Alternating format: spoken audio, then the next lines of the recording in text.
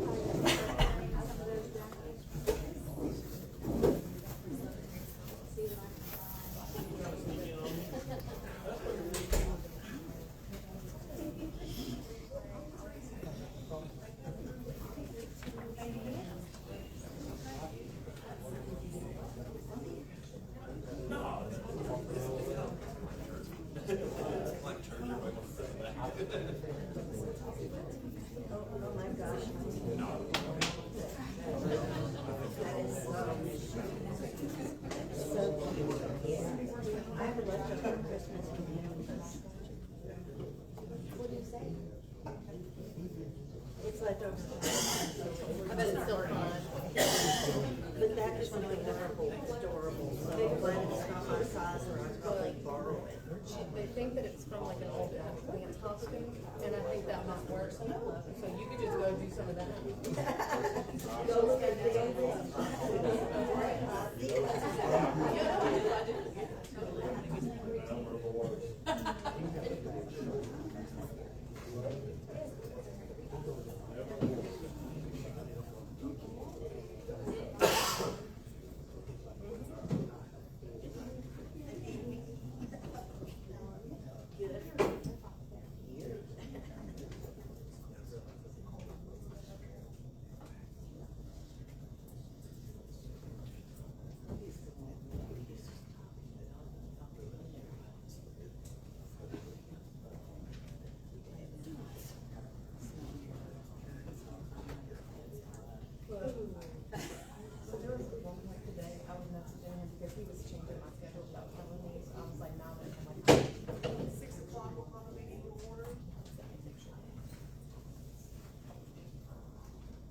Amy Teal. Here. Valerie Peacock. Here. Vicki Wilson. Here. Cheryl Taylor West. Here. Jason Entz. Here. All present. We have a quorum. On item 3, invocation.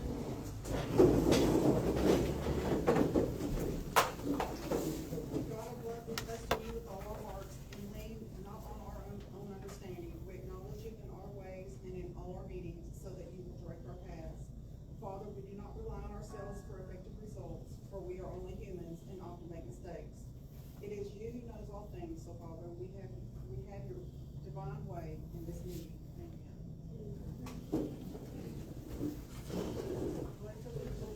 The flag of the United States of America and to the republic for which it stands, one nation, under God, indivisible, with liberty and justice for all. Honor the Texas flag. I pledge allegiance to thee, Texas, one under God, indivisible.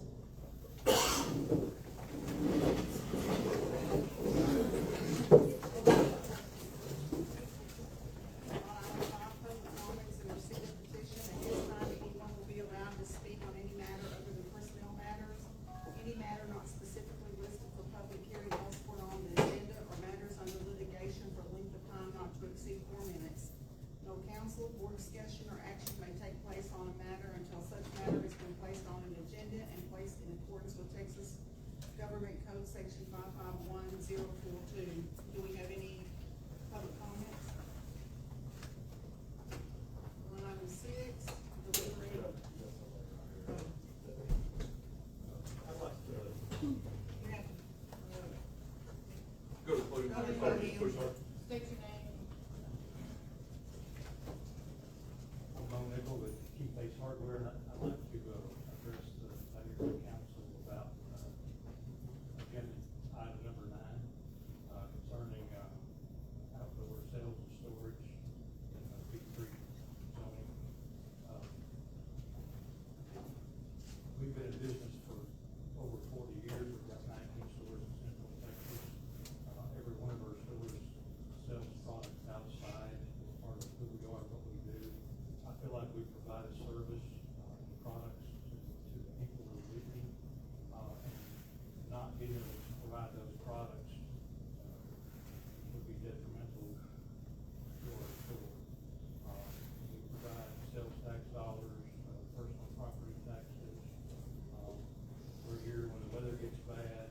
I would respectfully ask that we do what we can do to allow that to change that order.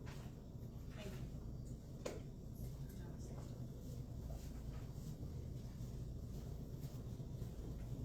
Move to the regular agenda, deliberate and act on housing authority appointments. We have those.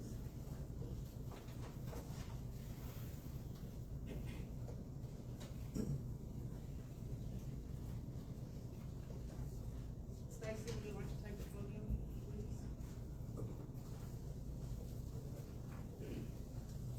Just in case we have questions. Press the button. Mayor, Council, as just a recap, so the citizens understand what we're doing. This came up, I believe, in November. The council indicated that they would like for the applications to be made more public for those interested in doing serving on the board. Ms. Waits received multiple applications, which are in your packet. Also, there is a supplemental packet on your table. Those were the original ones that we got. So you might want to use those in your consideration. I think most of them are the same. There is one applicant in that supplemental packet that is not in your full packet. I believe, were all the candidates contacted to find out if they were still interested? Do you know? I do not know. I passed that information along to Chris. I think Christy or somebody had reached out to, but I'm not sure. I'm not certain. Anybody? Anyone, any of them here to speak or?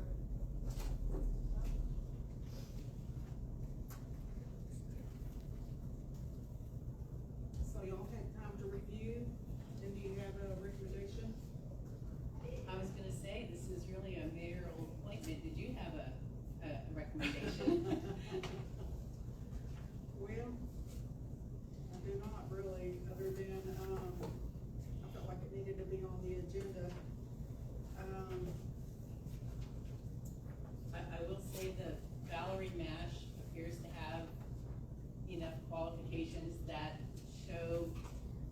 familiarity with federal processes and forms. So, if we need a motion, I'd move that we appoint Valerie Match. Okay, is there a second? I second.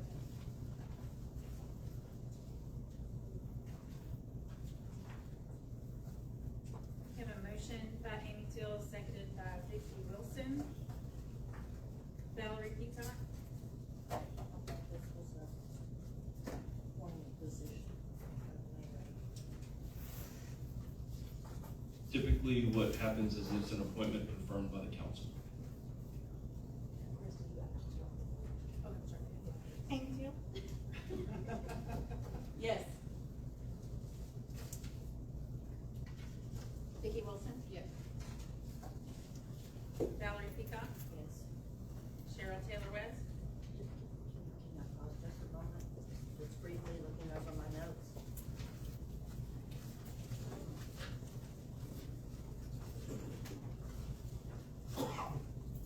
There are a lot of good candidates, but I'll There say is. yes. Jason Ince, Yes. all in favor? Approved.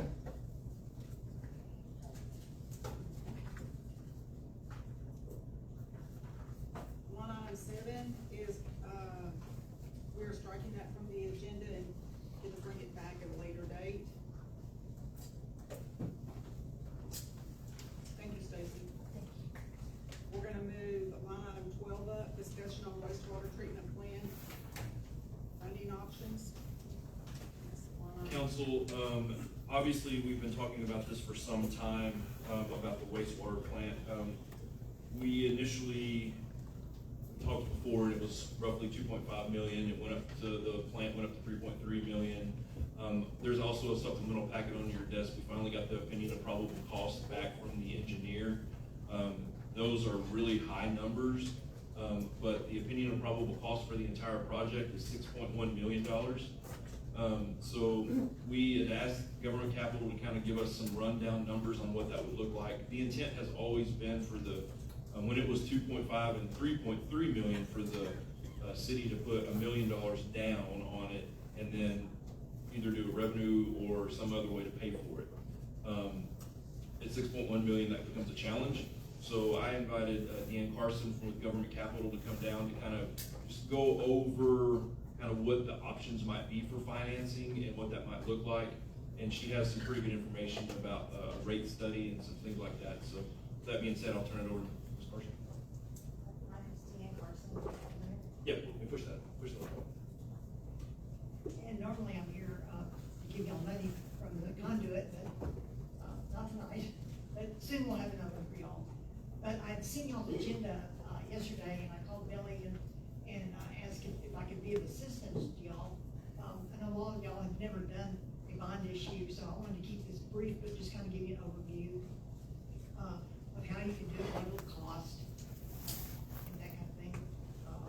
Probably the best way to do this under the legal borrowing authority would be to do a certificate of obligation. And that would consist of 2 meetings. First one's post notice in the newspaper, let the citizens know what you're getting ready to do. And 45 days later, we authorize the bonds and deposit the money in your bank account. Y'all could go on with your project. But we probably wouldn't want to do that until y'all are ready to get started. And there's a few things that need to be done first, like Billy said, a rate study. There's 2 different companies that do that. One is free, the other one's $20,000. They're both very good, but that kind of give you an idea of how to pay for this, like revenue from the water sewer plant, and also you can also do a combination tax and revenue. It's all legally available funds that the city has that you can use, to pay this debt. And it's a pretty easy process. And I put a few numbers together. I know this $6 million might be a little bit high. That kind of gives you an idea of what it would cost. It's in this packet right here. There's a debt schedule in here that shows payments, annual payments of around little over 400,000, about 420,000 a year annual payments, which at first you think, oh my God, that's a lot of money, which it is. But these water and sewer plants are very expensive. This is on the low end. I've done small cities like this with, $10, $15 million, $20 million water and sewer projects. Unfortunately, the Water Development Board didn't step in to help, but possibly at some point maybe they would. We keep asking them for money and see if they will come around. But it looks like we'll probably have to do a certificate of obligation and do either a revenue or tax and revenue.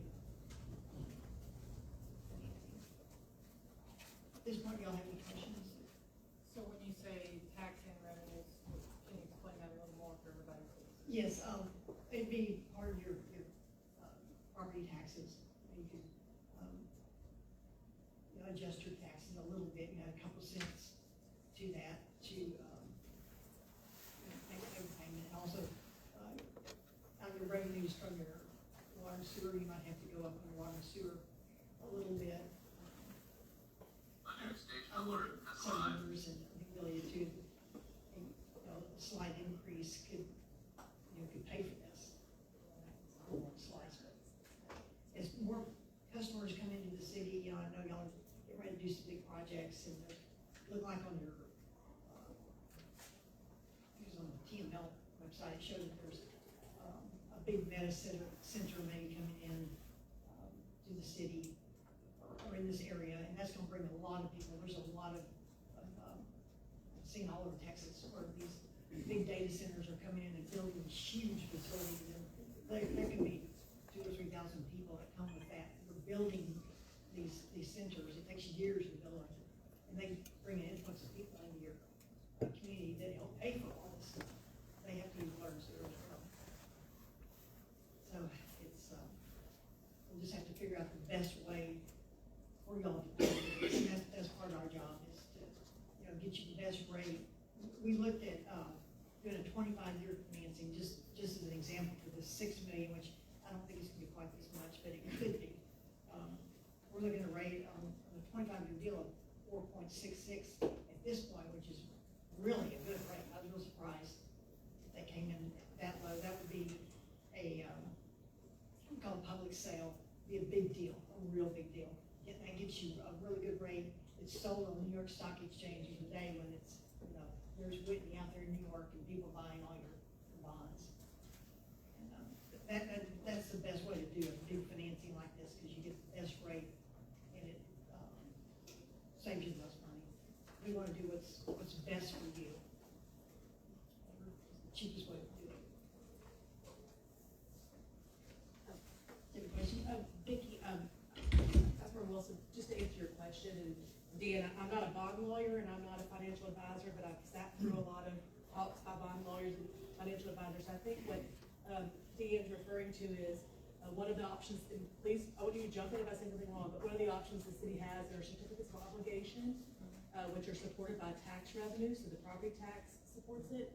The other options are revenue bonds, but those tend to be more expensive on the market. Is that correct, Dean? That is correct. And so I think what she's saying is she thinks certificates of obligation would be the better choice for financing this. And you could always use not only tax, you could also use any lawful available funds the city has. So if y'all did a rate study, y'all could use the fees generated from the plant to help pay off the bonds, even though what you pledged during the tax revenues.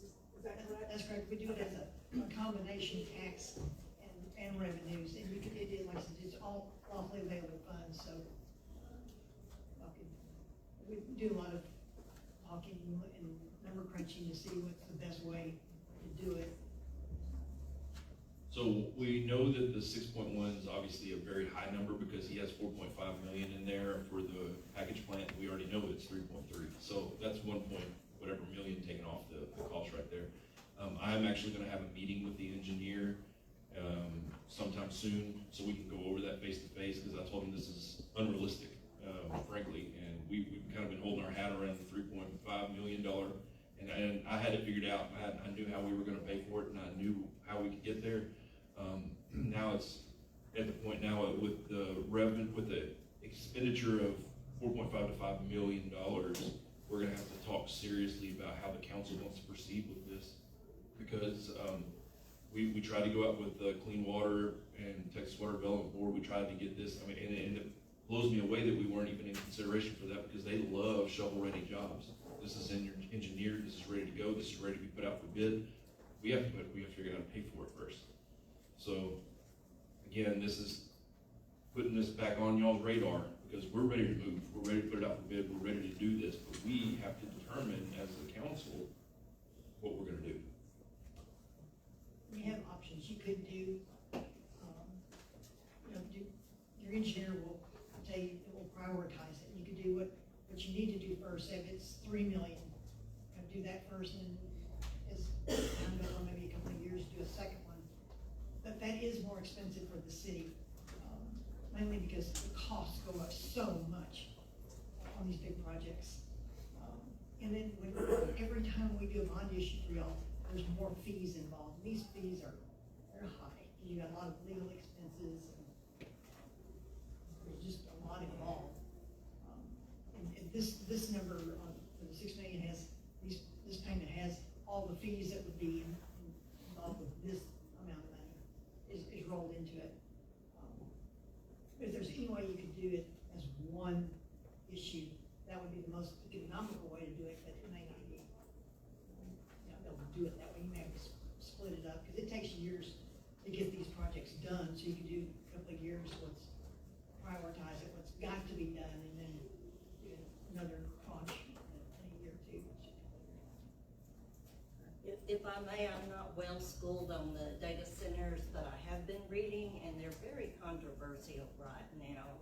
I come from a community where we also had gas drilling over the last 20 years with promises of how much money was going to be generated.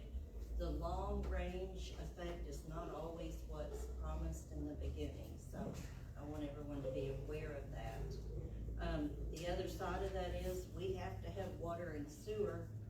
We have to, and the longer that we delay these kind of decisions, obviously the cost is going to increase. We do, and so far as these data centers, what I'm thinking more about is the people that come in to build them. Absolutely. And I know City of Roseland, where that is, they got 4 big companies that came in, Google, and they're buying huge tracts of land, and they're putting all those solar panels in. Crazy about that, but It's my understanding that the data center that most people are thinking about right now is the one that's over in Bosque County. Some of the articles list it with a Whitney address. It's not in Whitney, it's not in Hill County, it's in Laguna Park, 9 miles from the city limits.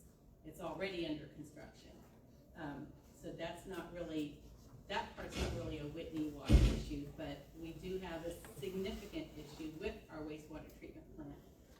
My biggest thing is keeping the taxes down. We already know that residents want lower taxes, not just a status quo tax, but a tax decrease.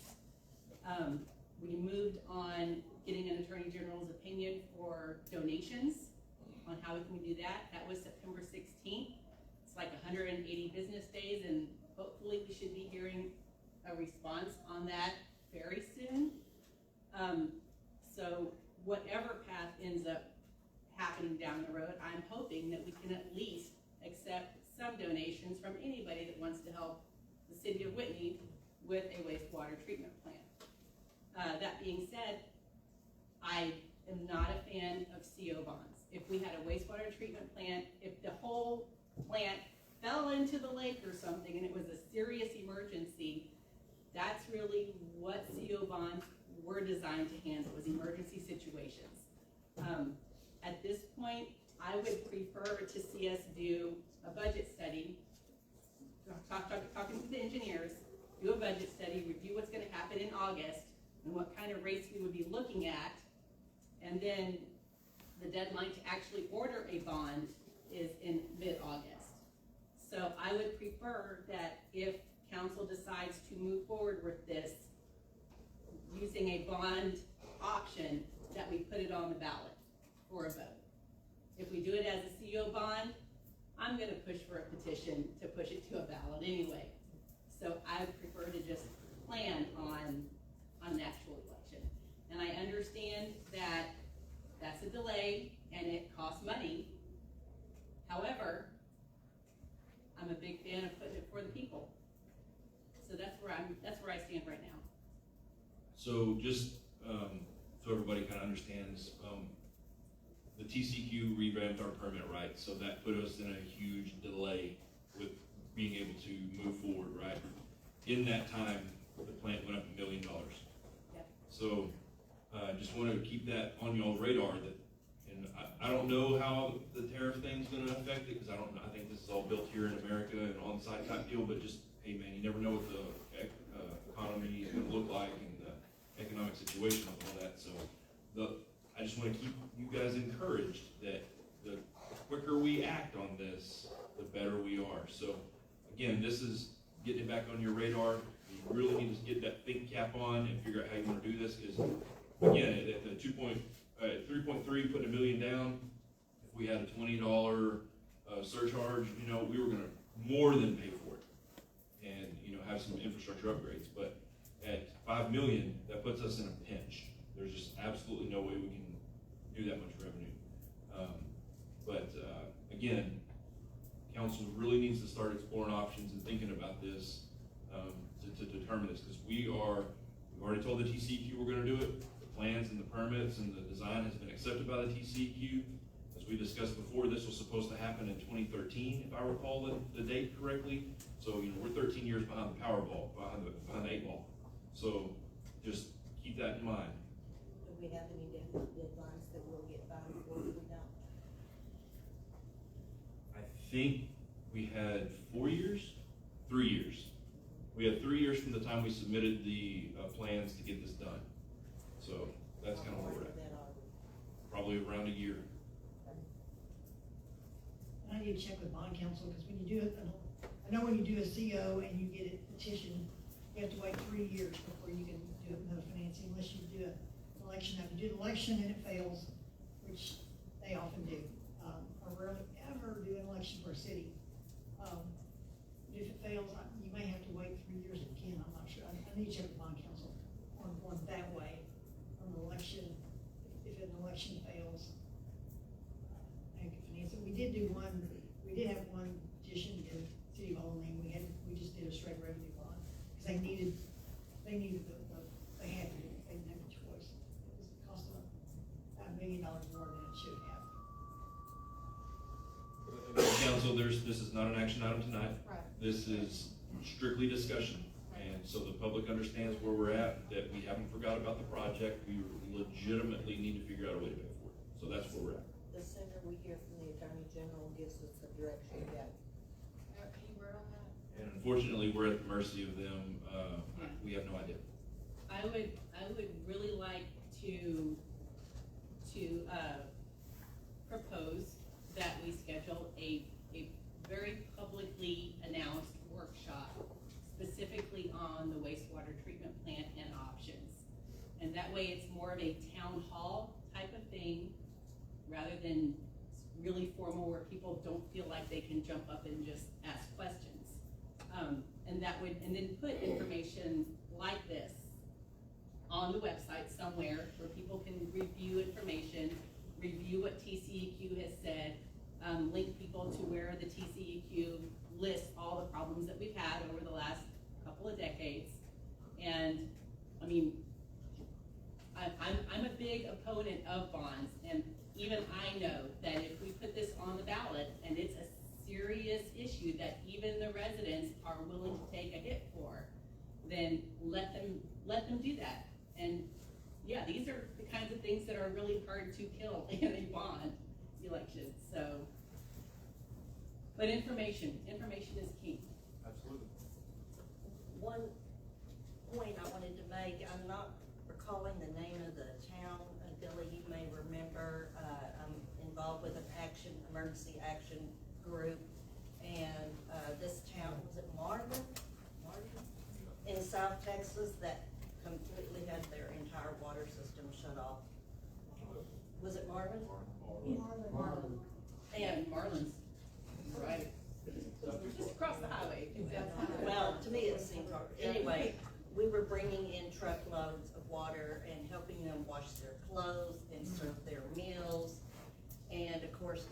was taking showers or any kind of water use whatsoever. I just have a hard time imagining that in the United States of America, in Texas, a community could not have water for their residents. And just to clarify, our wells are okay right now. This is just about the wastewater treatment plant, right? Councilmember Till, that's correct. This is about the wastewater plant. Now, obviously, we are getting, now, this is not on there, we're getting to that point where we're gonna have to address that again. This is something that we've been in violation for a while. We've been through special SCPs. We've done so many things. If we would have addressed this when it should have been addressed decades ago, we wouldn't be spending $6 million today. So, unfortunately, it's been historical of the city to continue to throw a Band-Aid at it. And if we had stopped throwing a Band-Aid at it, put a tourniquet on it, we would have stopped the bleeding a long time ago. We would have already paid for it. But here we are, we're dealing with it now, and we are further along in this process than we've ever been, with a very good engineered modular plant, specifically asked for it to be modular so that way we can just build on and expand in phases. So this is not only gonna set us up for success now, it's gonna set the city of Whitney up for success for decades in the future. Now, another option is to come back, our next city council meeting is for February is the 19th, it looks like, which would be after the deadline. But we could call a special council meeting on the 12th, put a bond on the ballot for this amount. It'd be a very fast turnaround to put up a bond order, but that'd be up to you guys. You just said you wanted the public to know about it. I do. I do. In that time length, they wouldn't know. I tend to agree. I'm just saying, that's what the deadlines are for elections in Texas, is either by February 13th or mid-August for a November election. So do you think that at any point in time after you meet with Mr. Clark, that this 6.1 will change? Absolutely. I think that anytime you get an OPC, opinion of probable cost from an engineer, it's going to have those numbers padded, because this is not a bid. This is what he estimates it's gonna cost to do all these things. And there's items on there that weren't on the original time, so there's been stuff added, which is why I asked for a face-to-face meeting is, what's going on here? This wasn't in the original design. Are you just guessing that we're gonna have to spend this money? I do not want to delay it either. However, I would say that it would be my preference to try for the August if we're going to do it, because of that very reason. I'm not going to have time to meet with the engineer, get this driven down by February 12th. There's just no chance. And it's also going to help educate better. It gives more time to digest what's going to happen if, however the public decides. And we'll have more participation in November. There you go. And also with the concession that it's gonna cost us more money. There is that potential. We truly have no idea. Well, it may make a difference whether we have to have a bond or not. So, It's nice to do, we've done this a lot of times, do a town hall meeting and have us and the engineers here, and look at the turnout just for this. People would come and they could ask, the engineer explains everything, we talk about the money, and then people can ask questions, but they're a little more educated, and we had doubled some people's taxes one time for roads in City of and the people all up in arms, and then we had the meeting, and they went, oh, okay, well, we understand now, what the project is, and where, roads out there by the school is very important. When people understand how it's gonna benefit them, then they don't mind as much, having to pay a little more for water and sewer, or a little bit more in taxes, to pay just to have that, little, take a shower, flush your clothes. And I'm not an engineer by any means, I'm a liberal arts major, but I am familiar with water treatment plant expansion in the community, that starting with the John F. Kabbalah plant that was very small in size And just as Billy's describing, they continued as population grew in the southern area of our community. We continued with a modular expansion of the plant over a period of time. Yeah, that's a good plan. And just to point out, this is a plan that is modular. Yes, it is. So, I specifically asked for this Yeah. plan to be designed in that format. It's already in that format. Yes, ma'am. so we can do a town hall after we get engineering and stuff and tables and maps and documents and everything else and feedback cards and comment cards and They give you a lot more time. Do we have a pizza party? if anybody wants to sponsor pizza for the event, I think we should welcome that. Okay, any more discussion on that? We'll move to line item 8. Thank you, Dan. Thank you, be careful going home.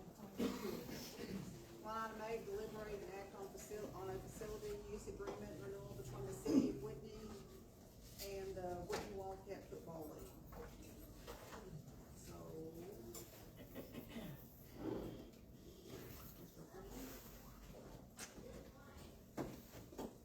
Mayor, Council, this is the annual renewal of the agreement that the city has between the city and the WWFL.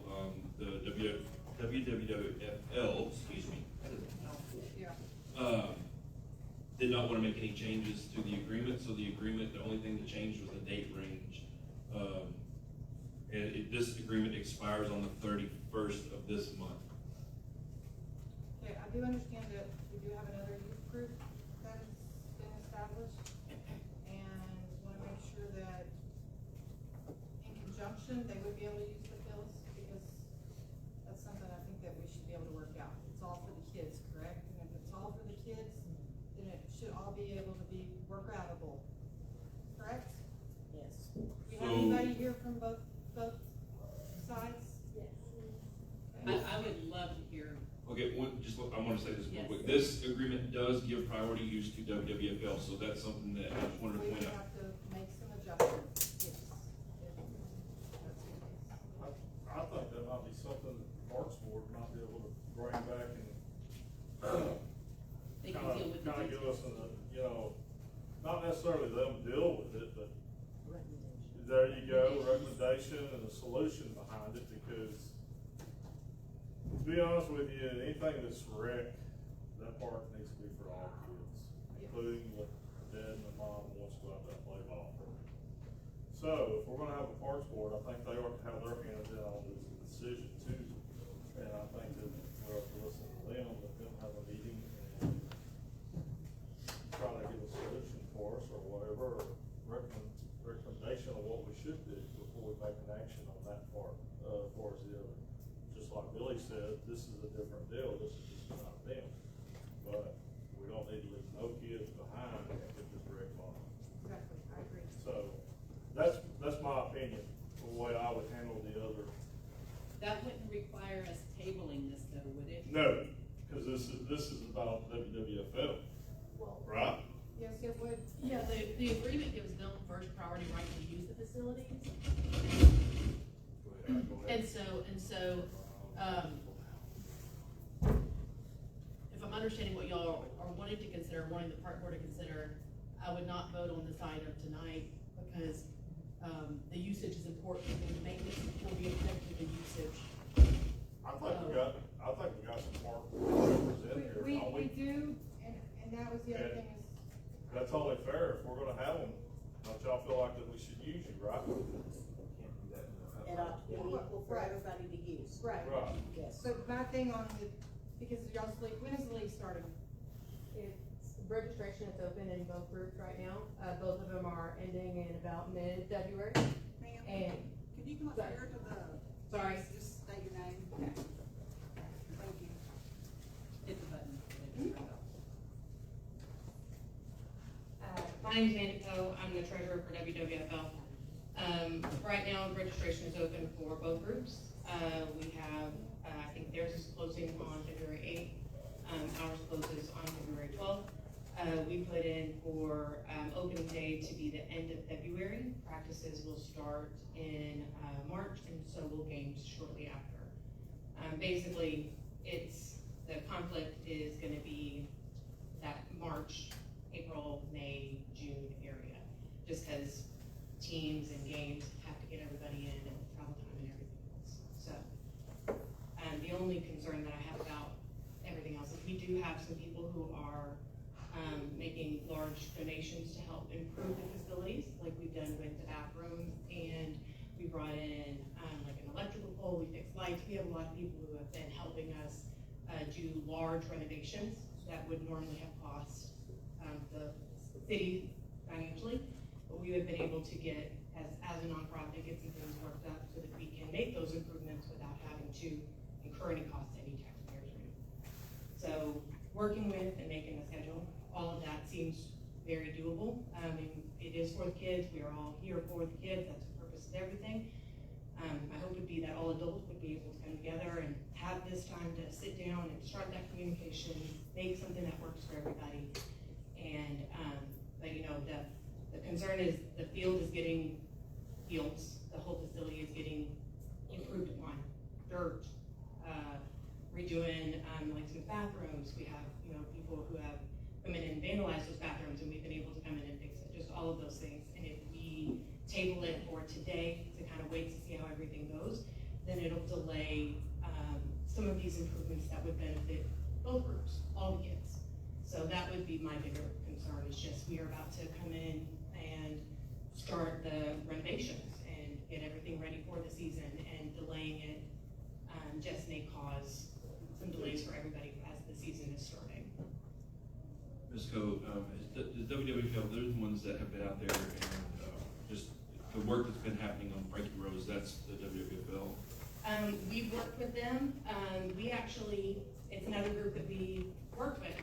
They came to us and they said, hey, you're not doing any kind of winter leagues or anything. If we are, do you mind if we come in and do some stuff? And absolutely, we didn't stop them. They brought in dirt. They were able to get everything kind of managed. We've been working with some, you know, we've been trying to price out some landscaping things to make sure that somebody would maybe able to come in and do lots of things to help the city, help us, everything. Last year we had worked with an electrical company. Whenever that tower, that pole came over, we had somebody come in and replace that light pole and fix those lights, and it was, again, just on us. Yeah. I'd like to give a little history about that park. Absolutely. It was never City of Whitney. There was a group of people that went down there and built it. And actually, the reason why I know my father was one of them, they went out and got donations from businesses and everything else. Whitney helped them maintain it, okay? So, time has changed, guys, but a lot of people think that the city is responsible to pay the whole deal on that park. That park was never really funded by the city.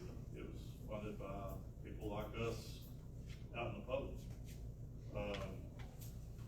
So basically what I'm saying is that if people are donating their time and everything, my hat's off to them, because I was there, and their money, their hard, you know, their hard sweat and everything else.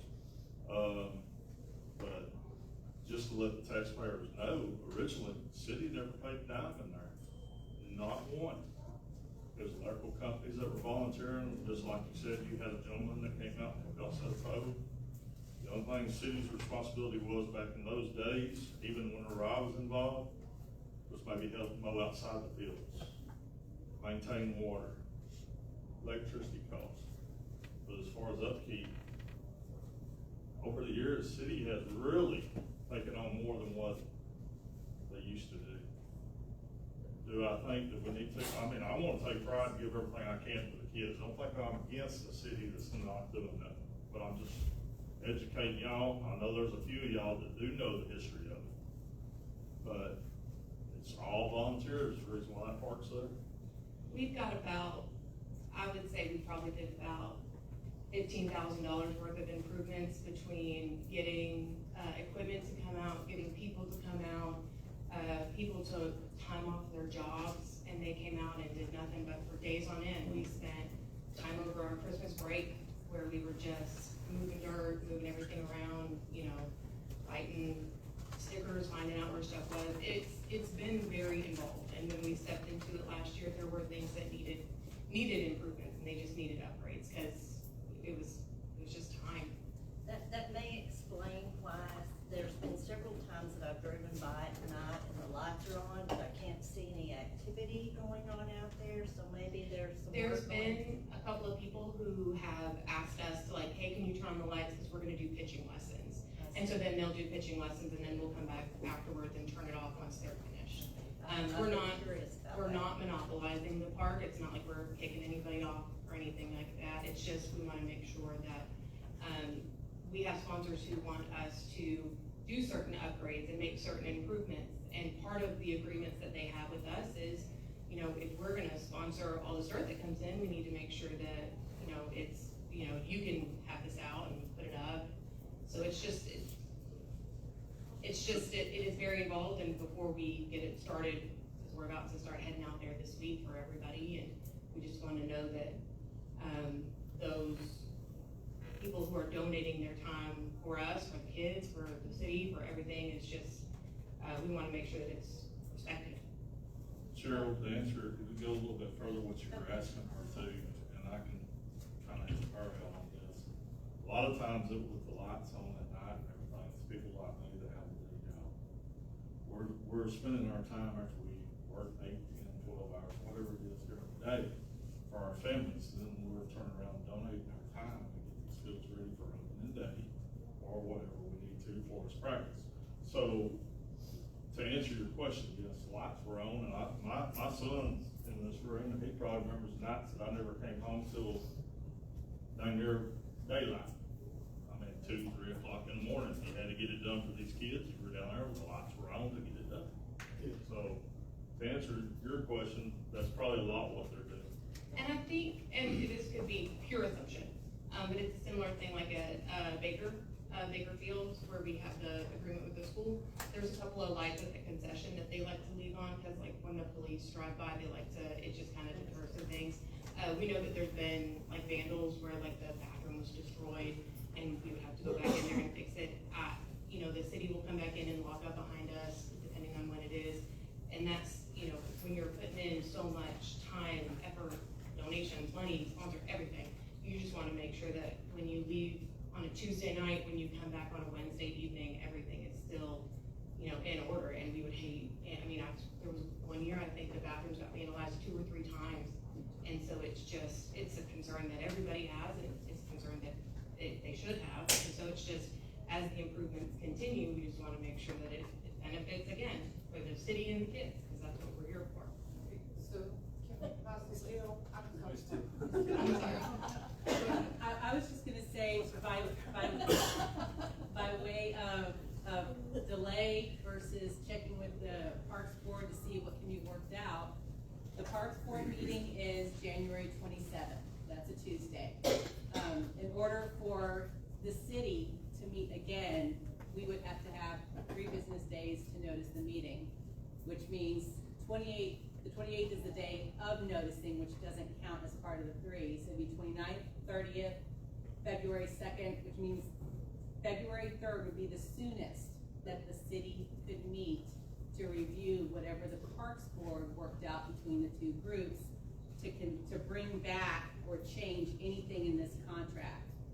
Do you think a February 3rd special meeting would be too late as far as delays to make sure everybody's voices are heard and any adjustments made to this? So adjustments are fine. I guess the main would be, is it pretty safe to assume that at the end of the day, kids will still have access to the park with either agreement, whether it is as it is and like they sublease from us or whatever else. It's just, if we have somebody who wants to come out and donate an entire weekend to start doing with the fields and doing everything else, is someone going to be stopped in those 3 days that no one has an active lease? And is any of the things that we currently have at the city, I mean, at the park, like are the locks going to get cut and everybody comes in it? Like we have things there. We have, you know, the upgrades that we've done to the concession have a lot of expensive items there that we've been holding because of the lease. And so we don't wanna risk any of the things that we have there. Which is understandable, and I understand there is somebody here from WFL, I'm not saying that WWFL, then the other ones. Can y'all come up and give us an idea of how you plan on, like she says, taking care of the fields? I'm gonna assume you're gonna take care of the fields, but, you know, let's hear from you guys too. Who's gonna do it? Chris is. And Thank you. And while they come up, for council, attorney, is there, a magic phrase that we can throw in here that would allow easier changing of it at a future council meeting if the Parks Board says, hey, can we do this instead? So I think that, provision that everybody needs to be focusing on, and there may be other ones, but the one that I'm looking at, is 3B, which talks about how the association, which means this agreement means the WWFL has a first priority right to use the facilities to conduct its athletics programs, which include practicing games that organize baseball and softball, I'm skipping words, from March 1st to August 1st. And so, you know, and I know nothing about baseball, so I'm, that's what the Parks Board and the baseball groups are for, but, you know, if people wanted to do that, they could change it where it says, you know, that you can almost do anything, but you can certainly require the association to provide another group, and I'm, again, making up things right now, but, you know, 30 days during that period, with them still getting a first priority. Or you could do anything where you actually set out the dates that everybody gets to use it, or anything in between. So it's wide open to what you could agree to. And the other option is you could leave the language as is and just trust the association to be nice and let other people use it. That's up to the council what your level of comfort is. But as it stands right now, it would be just a trust situation because the association has the first priority. So council, just before we get, I'm so sorry, that's kind of what we've done last year with this, is when the agreement between the city and then the WYA, then the WWFL, was that they had the first priority use, but anybody else that wanted to use it for practices or whatever coordinated with WWFL to find out if they were using one and kind of work that out internally. But sir, I'm so sorry. No problem. Council, good to see you guys again. Mayor, you as well. You know, I don't have any issue at all making it work together. The way I look at it, yes, ma'am. What's your name? Christopher Upton, I'm sorry. My name's Christopher Upton, local resident here in Whitney. But like I was saying is I have no issues at all with figuring out how to make this work. If you look at it from my perspective, there's just more volunteers, more access to equipment, more hard labor guys and girls to help this function get even better. One of the issues that was brought up was about the equipment that is there on site. I too have a lot of equipment that could be on site that would be very beneficial, very helpful. I wouldn't expect anybody to be responsible for things to happen if I'm putting it out there myself to leave it there. So more than likely I would be taking mine back with me after each use, but it would be available. I've got a lot of volunteers right now that are chomping at the bits to, let's start working dirt, let's start doing this. And so we're trying to find this median where the target, the ultimate goal are the children. The availability of the building is a very important piece of that, for a structure. The structured program is what kids typically feast on, structure. And so if we could have some kind of structure and agreement with the field usage, I see nothing but benefits, whether it be, our local economy going up with guests coming in, stopping at stores, stopping at restaurants. There's a lot of benefits to what I see. The relationships with our surrounding communities would still be coming in rather than us just having to just always go out, That's a pretty big deal in youth sports. So So is it your understanding that if we just pass this as is, guys should be okay moving forward? You know, I'm not far off the beaten path to trust anybody until my trust is lost. It's just gonna be one of those deals where, you know, how transparent are things gonna be? Well, you know, we gotta.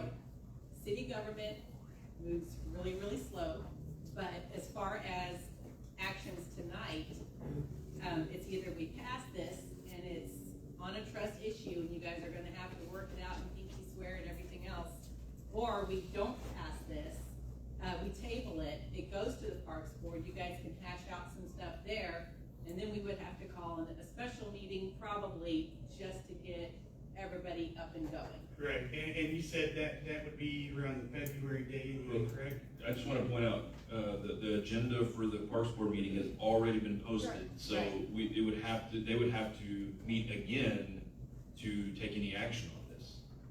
I don't think they're taking action though. I think one of the items is about just assessing and prioritizing. They would have to make a recommendation to y'all, so that would be, Okay. and y'all definitely would need to post this agreement on that agenda, even if it's a discussion item. All right. So It's even longer. So that would it'd be delay. even longer than February? It'd be later in February. It would be later than February? And Well, because our registration is, I'm sorry? March, so in February would be doable? we'd be looking at like February 9th or 10th. Council, may I make a recommendation? Yes. This agreement, as it is in front of you, is for a year. It is possible for the council to pass this for a month or 2 months and narrow that agreement and bring it back to be reassessed. It gives, obviously for those 2 months, WWFL priority use, but that gives the park board time to hear and make a recommendation to the council at another time. And I did want to, y'all are working on becoming a 501c3, correct? Is that established? We already are. Is it on the Secretary of State's and registered? We're working on it, we're waiting on the paperwork. Because that's something that is required in this agreement, is it has to be an established 501c3. So it also has to have insurance. So these are other things to consider in the agreement. So I'm just laying it out there that that is a possibility if you're not comfortable with as this agreement being for an entire year and want the Parks Board to hear this, to make you a recommendation, that's an option. That's just gonna throw off everybody's season scheduling, isn't it? No. No? Because, I assume with them as well, that's about the same time practices are starting. When do our games start? Yeah. Come up to the.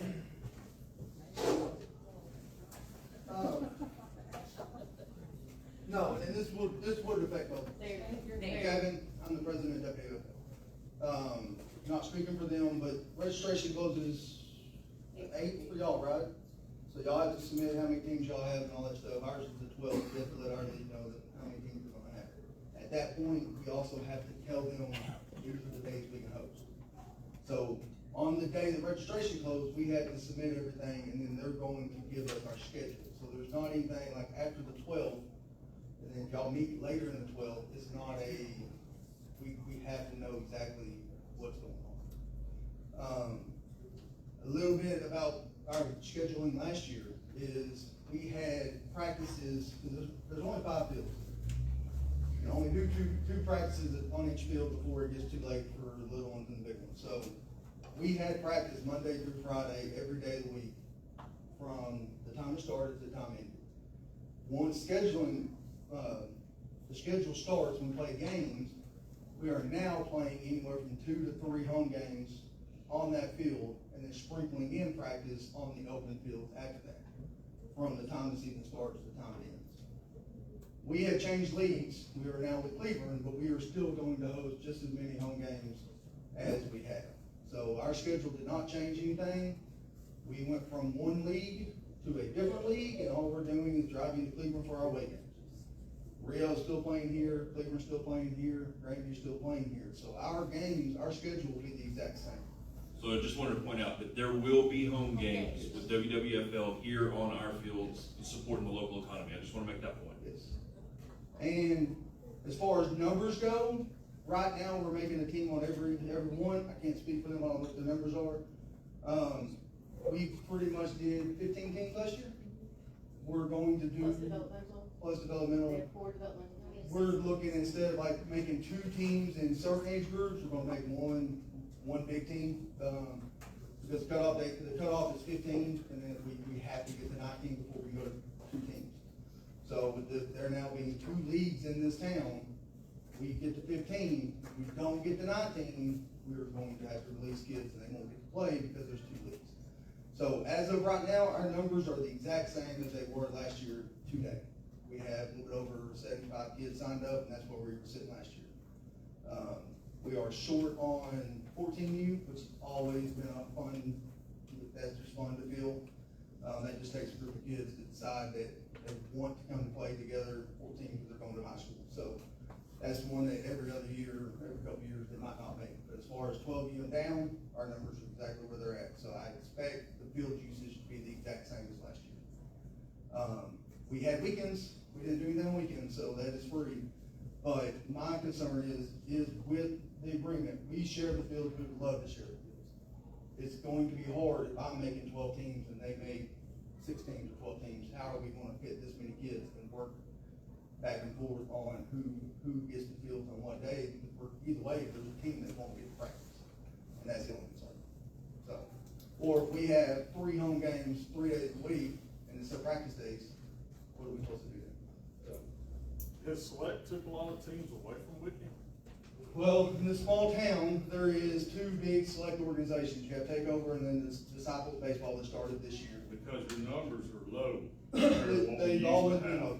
Because we used to have like 30 plus teams, 5, 6 teams in each age group. So, Takeover, I'm not familiar with them, but I think they started Coach Pitch and they go all the way up to 14U. And they have 1 or 2 teams per age group, and they're grabbing kids outside of They're it taking also. kids out. It's not, the kids are not playing. Right, and then Disciples, I know a lot of Whitney kids that are in that, they're in the same boat, from 10U or 8U to 12U, and they grabbed a lot of kids. Yes, we had like 30 teams plus, and we've only had 5 fields, and we made it work, but usually whenever games started, we shut the fields down for practice because we had to fill the fields. Yeah, no, with the smaller teams, we can practice year round, but it's still the same juggle. Right. Trying to figure out how to get games and practices in. Nobody wants to go up there at 9 o'clock for a baseball practice, so it's. I'm just shocked y'all's numbers are down. Yeah, no, they've been down. We have grown. Yeah. Can I ask how many members of the Parks Board we have in the room? 3. So we have 3. So by way of cramming meetings, Billy, check me on this. If we noticed tomorrow a meeting for next Thursday, the 29th, that would meet our notification deadline. If we noticed 2 meetings, a Parks Board meeting at like 5:30 and then a council meeting at 7, that would give the Parks Board time. We'd have an hour and a half to make an actual recommendation, and then we could meet on it and just decide as a council immediately after. So, if we posted a notice tomorrow. Okay, if we posted a notice tomorrow, that would give 1, 2, 3, they would be able to meet on the 29th. Yep. And then we would be able to meet on the 30th. Sure. 30th. Have y'all got y'all's open date yet on either group? Well, we submitted February 28th for our opening day. Yeah. Like we did last year. No, I mean the actual games with the league that you're signing up. Are y'all Pony, is that correct? Pony, with Okay, when does Pony start? March 8th. March 8th. So everybody's got to also consider that. I don't know what are y'all doing? Texas Teenage, is that correct? Yes. What is their date? Opening day is March 28th. March 28th.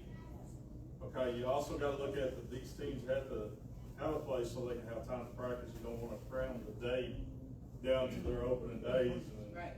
You See what I'm saying? So we could We gotta stay on top of potentially that. do that I'm tracking what you're saying now. Double post the meeting, one for the park board, one for, the, city council to after that. We just have to be cautious of the time, when we post, because we're gonna use the same facility, same room, same everything. So, it's very possible to do that. It's just up to you guys how you wanna do that. Would that be feasible for the Parks Board? The members that are here. That's why I asked them. I just wanna be real careful about Parks Board speaking in a quorum, outside of a posted meeting. That's true. So I think it's council's decision whether or not you want to post a Parks Board meeting. I think we should just leave it to council's decision and not do it from the Parks Board. Tonight, I mean tonight, yeah. We definitely do have a quorum. Yeah. So I think that's feasible. I'm good with that. Are you good with that? Y'all good with that? I make a motion that we, yes, sir, thank you. Make a motion that we, have a meeting for the Parks Board on the 29th. And then also a meeting for the city council on the 29th to discuss what the Park Board has made a decision so that we can get back to the two groups that wanna help our kids. And thank y'all for doing that too.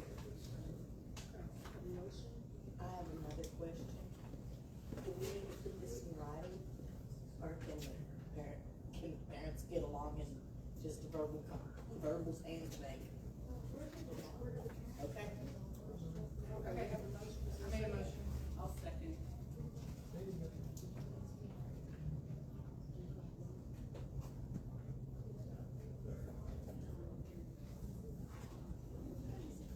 This is basically tabling this agreement till the 29th. The motion is to table the agreement until the 29th by Vicki Wilson and seconded by Amy too. So, if I could just clarify the motion as I understand it. Y'all are tabling the contract until the 29th. You are, as I understand the motion, you are, asking the park board to meet on the 29th, to discuss it, make a recommendation to the council, and the council will meet on the 29th after the park board to again take up this contract. So our meeting on the 29th is to hear a recommendation and make. Yes, and Yeah. take action. Take action.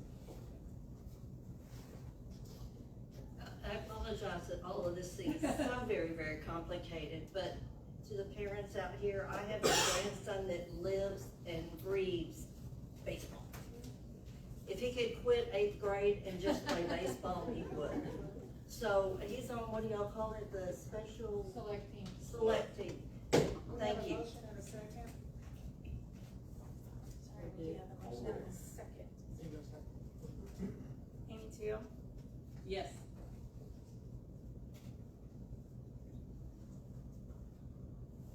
Vicki Wilson, Yes. Valerie Peacock, Yes. Cheryl Taylor West, Yes. Jason Ince. Yes. All approved, and motion passed to table this until the 29th. Item 9, deliberate, discuss, and workshop zoning regulations on outdoor storage and sales in business 3B3 zoning classification. Council, Mayor Council, this, came across the dais and Can we do a bathroom break real quick? Anybody do a picture break? Yeah, and you could break it at 7:04. recess at 7:04. And park people need to be, y'all want to do that.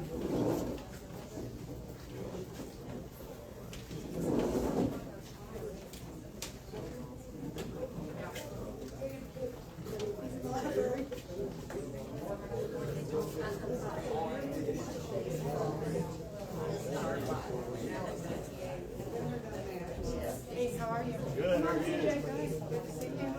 How's the rodeo in the All good. Start working. I won't do, are you talking about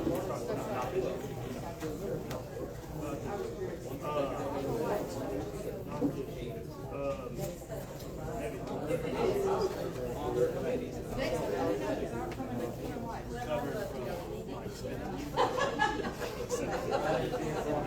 Even though we won. Because they're out when I got back was Christmas.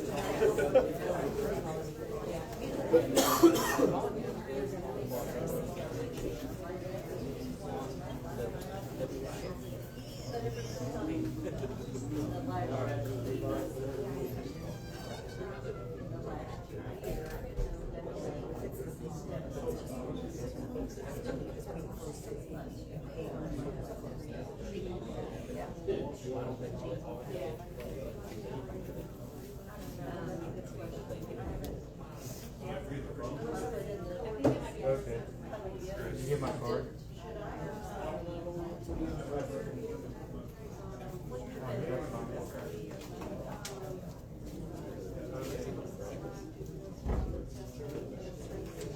Yeah.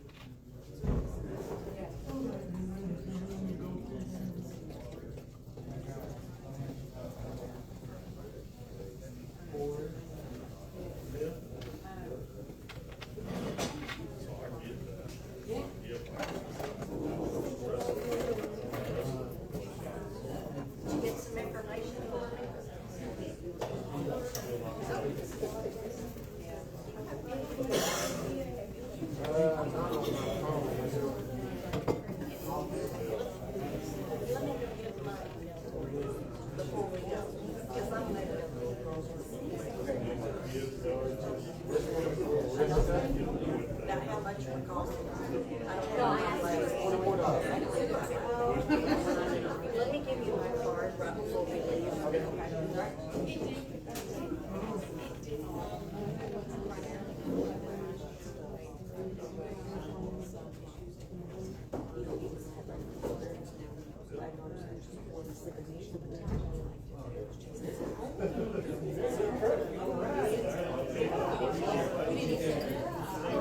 I will.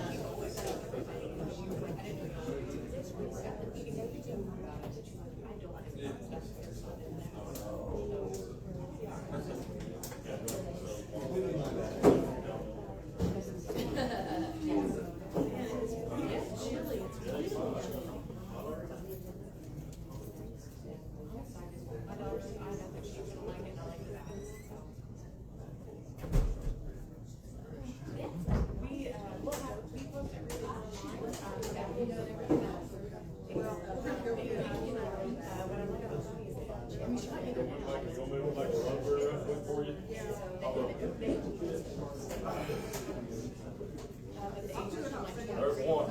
Cheryl in there too? Okay, she's coming? All right.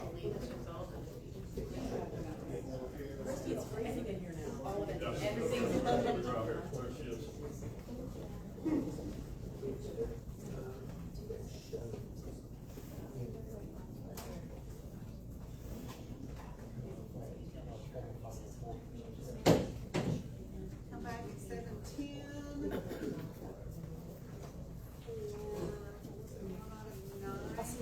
Discuss and workshop zoning regulations on outdoor storage and sales and business 3B3 zoning classification. All right, council, again, this was something that we discussed in October, if I remember correctly. We kind of drafted a bones change ordinance, and there was a lot of discussion about wanting to have a potential public hearing or a town hall or whatever, but this is to get it back on the radar. This is, I want to be clear, there's some confusion. We are not acting on this zoning ordinance tonight. This is nothing that we can make a decision on. It has to be a posted public hearing. Zoning ordinance takes, you know, three months pretty much to amend. This is to get those ideas out there and work it. And as I said in the agenda briefing here, it would be a very good idea for you to go ahead and open it up to get public input on this tonight, so we can get some solid direction on where we're going with this. Again, the ordinance that's in here, you have the existing ordinance, you have your land use table, and you have the structure for the new ordinance, and you can kind of see what was taken out and adjusted. Again, that is not the voting on ordinance, that is the structure in which we needed to make changes to. So I want to be clear that, again, we're not voting on this tonight. This is for us to workshop, get input, guidance, because what we do not want to do is have a public hearing and then a vote come and it not go the way, there's not the thing in the ordinance that you wanted voted on. So we wanted to get this right now before we go through that 3-month process to change the zoning ordinance. With that I yield. Okay.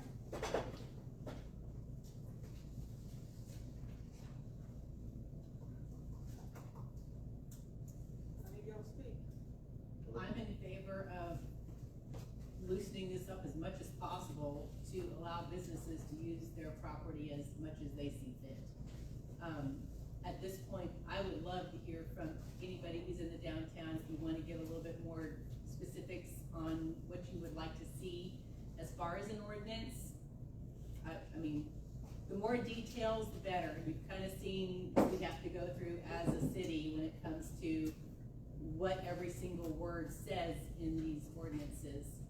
So regarding, especially the verbiage that's listed in here, if you guys have specific changes, this would be the time to start offering them. I'm sorry, let me just real quick, I have a display up behind us. That is our zoning map.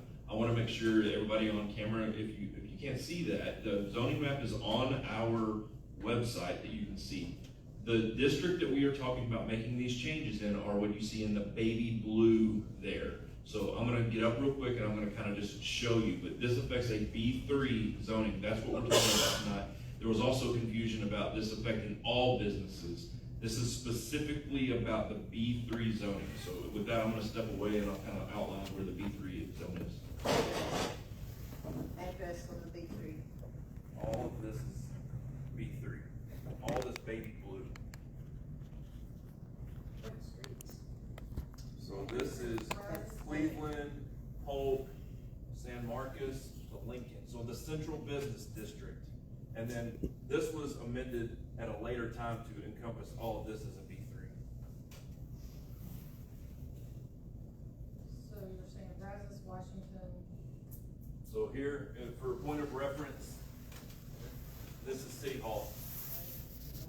Brazos, Railroad, PD, all of the downtown area, Ace Hardware here, but the central business does not just pertain to here. B3 encompasses all of this as the central business district. So this is the old hospital, the old hospital, and from there, and then down this road here. So the changes you make tonight affect that district. Or That they're talking about. they're talking about. There you go. And it's discussed tonight. Discussed. Yeah.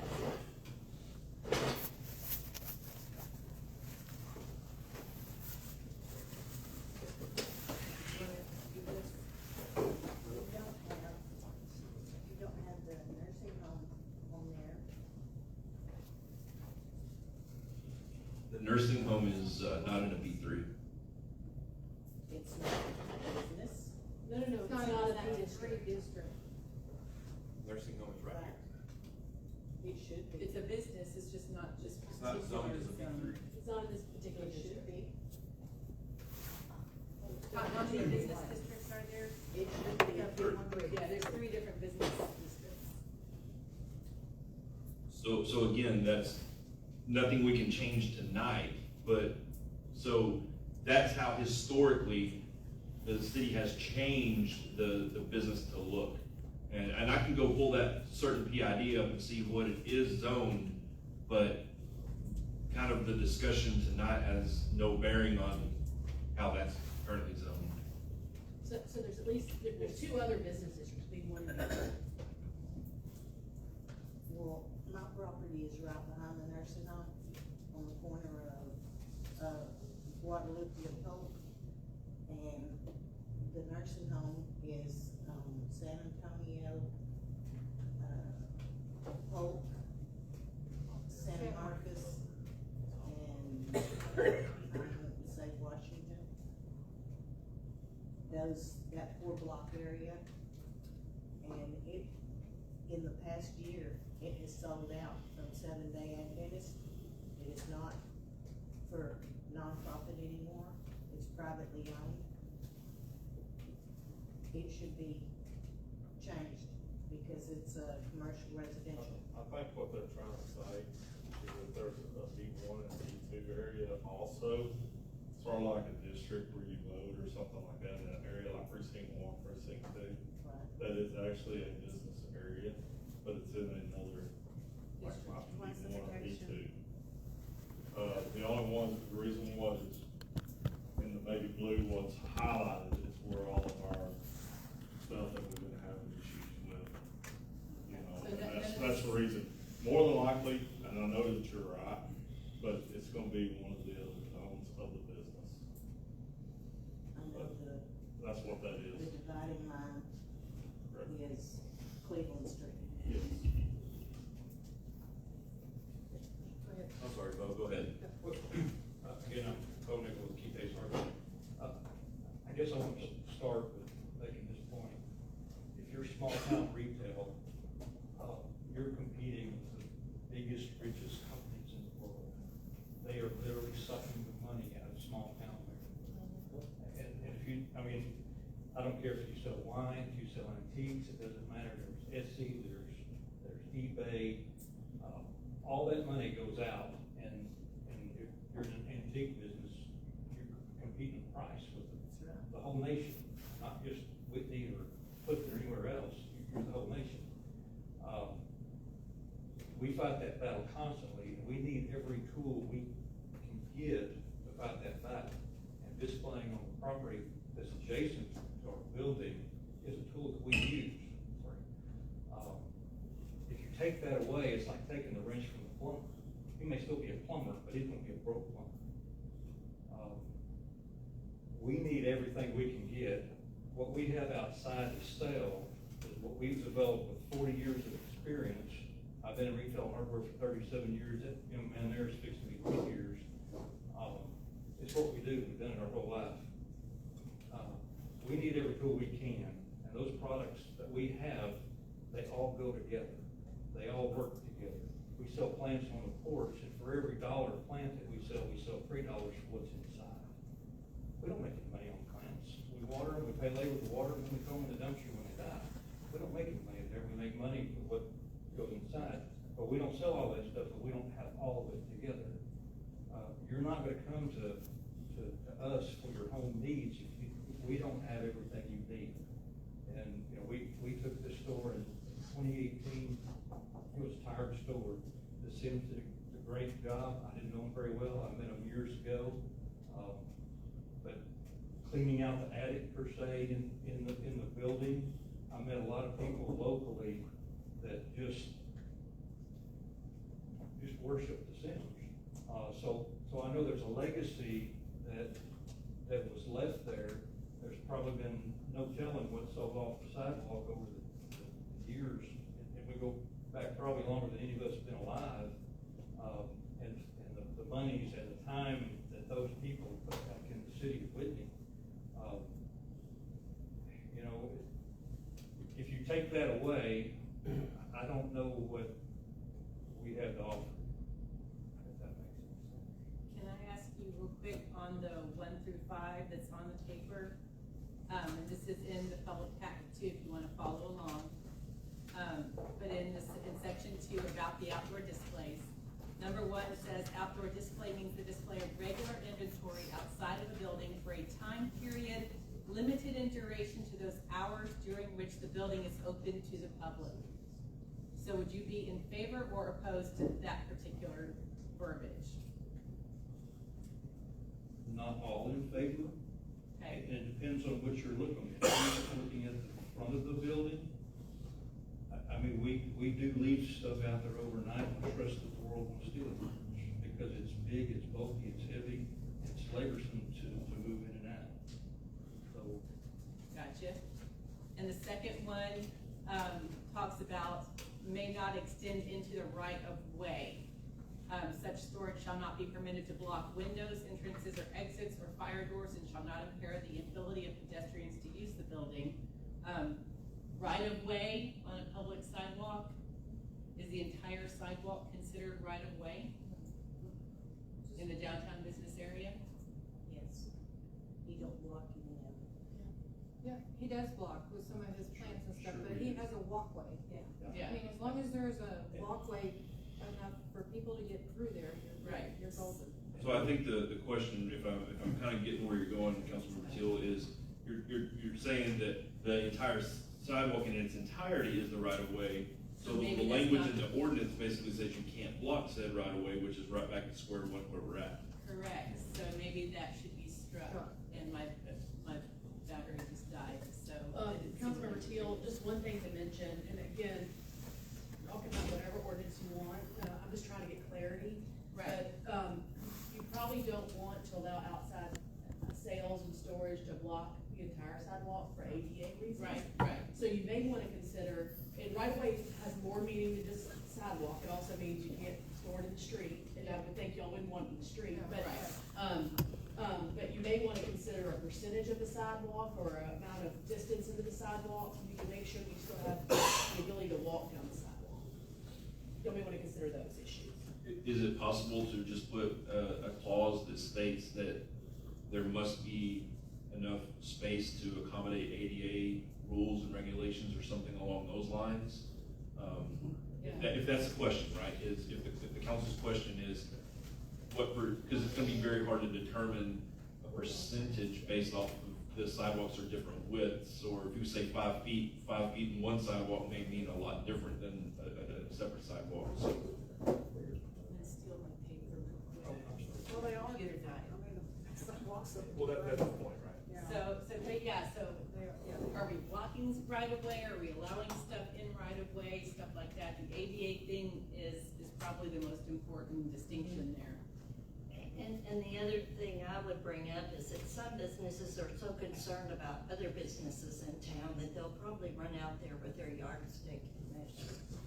Well, and the TDLR may have regulations on sideways, Yeah. Just like a ADA hallway has to be 5 feet if there's anything intruding in it, or 3 feet if there's nothing. I don't think 3 feet is enough, but 5 feet allows. Well, and wheelchairs to as be a turned business around. owner, you want people who are in a scooter and have a credit card to be able to get into your building. So, Anything to do with safety is absolutely necessary. So the next one is outdoor display may not occupy more than 30% of the linear distance of a principal building wall. That would be problematic for you guys, wouldn't it? And Councilmember Till, I'm so sorry, I don't mean to go back to the one you just brought up. Another concern would be for ACE's situation, in number 2, it says may not block walls or windows. Their entire front street facing is entire glass. So just consider, those are things that the council, that's why this is a bonus for us to work with, is the entire front of that glass, so. A lot of the buildings downtown, a lot of glass. Yes. So when you say they can only have 2 feet, you have no, you don't have, there's nothing they can do out there. So, I mean, that's just my personal. And most businesses display in their windows inside, so you can see from the outside. I think it should be their right to judge and monitor their own display. Decide how much window they want to block and yeah, I So agree. I don't know why you put that in there. I didn't put it in there. Outdoor display shall not occupy required parking spaces. Yeah. I think that's a pretty easy one to keep.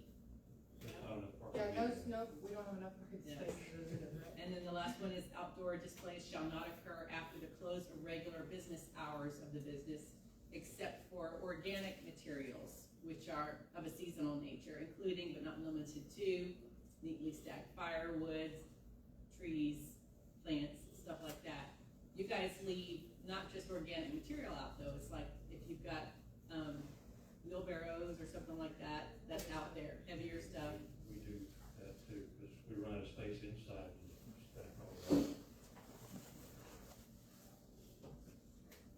And council, again, you could expand that list in number 5 if you wanted to. You know, the reason number 5 is there and the reason other cities have provisions like number 5 is, for instance, and I don't think a business owner necessarily would want to do this, but like there are some things that if left outside continuously can become a health hazard. Like if you leave a couch, you know, a cushiony couch. I'm not talking about outdoor furniture. I'm talking about indoor furniture. If you left it in the front of a business without any kind of covering year round, it might be a problem. And so, and again, that's council's choice if y'all wanted to allow that, but I'm just saying that's why that's in there. So you certainly could add to the list of items that are allowed to be left outside all the time. I mean, I would think something of the, if it is fully functional, not, you know, not falling apart, Not creating a health hazard exactly. due to deterioration. Right, then that would be acceptable items, I would think. So just to be, I want to go back to our zoning ordinance as it reads right now and why we have an issue, right? And why the issue is in front of us, okay? Use and regulations of a B3 says building material sales, but then in parentheses, no outside sales or storage, right? So that's why we're here with ACE. The second business that's been affected by this is a secondhand or antique store, because it clearly says in here, secondhand store, furniture or clothing indoors, right? So what I would encourage the council to consider is we have business owners who may comply with whatever said rules the council so decides to move forward with, but you need to think 2 moves ahead too and consider the unintended consequences of maybe a business owner that comes in that's not so willing to adhere to said rules. So I'm not about being as restrictive or open as possible, but you just need to think about those consequences where there's a gray area that somebody might be able to come in and take advantage of. Like said couch gets sit out there for resale, and so just consider those things. So for instance, to follow up with Billy, you might want to add building materials to number 5 for the items that can be left outside. That's an option. And again, building materials wouldn't necessarily be something that would cause the health hazard I'm talking about. Right. So that's an example of what you might could add to number 5. And again, council can choose to allow a couch to be out there all the time, but it's not, I don't think that's what y'all want. No. And Billy is correct that, you know, we want to write these ordinances so that good business owners, like the ones in this room, are not negatively impacted, but you also got to think about the needs that you may not always have only good business owners in the downtown area, and you don't want to be in a situation where, let me say it differently. Billy and I don't want to be in a situation where you're so mad because we can't get that couch removed from the sidewalk that's been out there for 3 years and is now moldy and crusty. Well, and that was the question I was going to ask next, is if there is something anywhere in town that is a health hazard, the city already has the power to step in and do something about that, correct? So it could definitely be addressed under the health and safety side, right? But think about this, okay? Let's use building materials as just a broad brush here, okay? We accept and say building materials, but we do not give the distinction of new building materials versus recycled or used building materials. Okay, so Ace Hardware obviously sells new, but let's say somebody decides to renovate their business. Well, it says in the ordinance that I can have building materials on the front sidewalk. So that's what I'm trying to get you to think about is the unintended consequences of language, right? So yes, so it puts us in a bad spot, right, when we have to make the decision on, does that fall under nuisance or, I mean, you see where I'm going with it? right. But we also, like, our downtown needs to grow. We need more businesses down there. And if we make it so restrictive, then you're gonna look at maybe not having some business come in because they can't put something out on the sidewalk for sale. But I do agree that it should be new building materials, not reused or recycled or anything like that. Definitely think that new needs to be in Yeah, but there. if we can get an architectural salvage company downtown that will sell used architectural stuff, that's really cool. I would take that. Inside? Or outside. But again, I just wanna make sure that this is my intent here is to get you to think, right? Is to think Right. about that unintended lot, consequence of what's the difference between new versus Recycle. revamped or, Upcycle. yeah, however you wanna call it, versus I just destroyed my building and I have it outside for sale. You see what I'm saying? Yep.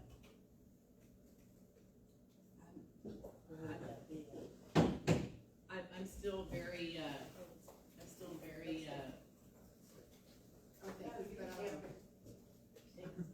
You're going. I'm very inclined to stay as gray as possible on this. Manchester. I own a winery, plus I'm also a business consultant, I've also done real estate investing. One of the things we're doing is we're only putting this on B3. We're only doing this on B3. If you feel that it's a nuisance, why aren't we doing it on B2 and B1? And why are we singling out one business district to put the restrictions on, but leaving it wide open for B2 and B1 to put things out on the sidewalk? They can do 100% of their building. They can put it all the way around their building. They have no restrictions like we do downtown. So why are we focusing only on B3?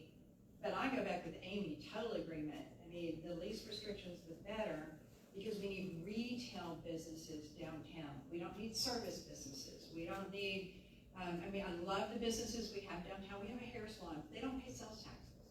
We have a barbershop. They don't pay sales taxes unless they sell a product like conditioner or whatever. We have an insurance company. They pay excise taxes and taxes to the state, but not to the city. We have rental units for people to live in. That doesn't bring sales taxes or rendition taxes. So if we want to grow downtown, we need businesses that have retail. And if we restrict the retail, or if you restrict them from downtown, downtown's going to die. And we're already struggling downtown. And like Bo said, we're trying to get people in any way we can. But don't just look at today's businesses. We have some vacant buildings that we're out marketing to other companies, other businesses, focusing on the retail environment to bring them downtown so we can help Whitney grow in a diversified way. It's not gonna be another resale shop. It's different businesses that we've been kind of marketing to. Why are we gonna put the restrictions on and now potentially turn them off? So we need wide open, good neighbor policies. Yes? So B1 and B2 don't have these same restrictions. Maybe not. There's a building material in B1, I believe. I don't have that ordinance in front of me. I would have to pull it up, but They don't. That's part of the challenges. Some of these things that we bring up are only focused on B3 district and focused because of certain causes. And I think as the city council, I would like for y'all to look at the city as a whole. What can we do to benefit the city? And the least amount of restrictions we have, but with good neighbor policies. What can we do to build up Whitney? What can we do to bring more sales tax or addition taxes in? So that follows to reducing property taxes. So is it your opinion that if the B3 ordinance basically mirrored B1 and B2, that would be beneficial for you guys? The uses are different. The uses are different. Right. Because like downtown, we have a set number of uses that we can do, but within the businesses that are currently allowed for retailers, it would be very beneficial not. Now, we all agree with don't ADA. change the uses, just change. Yes, we just all agree with mirror ADA. Yeah. Yeah, and we figured out it's 36 to 48 inches, so y'all are asking about the sidewalks. The interesting thing is y'all are asking the businesses to be ADA compliant, but the city's not with their sidewalks. So there are a couple of hiccups on the sidewalk that we have to kind of put something on so nobody trips over them. And we don't have ramps that come up in all the different places that are ADA compliant. But there is a good neighbor policy. So we functional, good working condition, not a health hazard.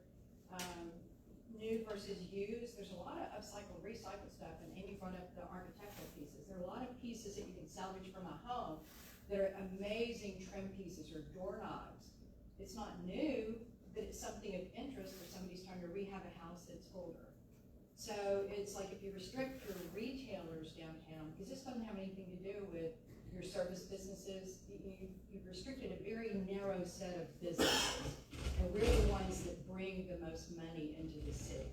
So I want to read this general purpose and description real quick of B3, because I think that people get kind of, the purpose of zoning is to differentiate between different classifications, right? So let me just read this real quick. This is in the zoning order. General purpose and description. The B3 district is intended to provide a zoning category to meet the special needs and interests of the historically central commercial area of the community.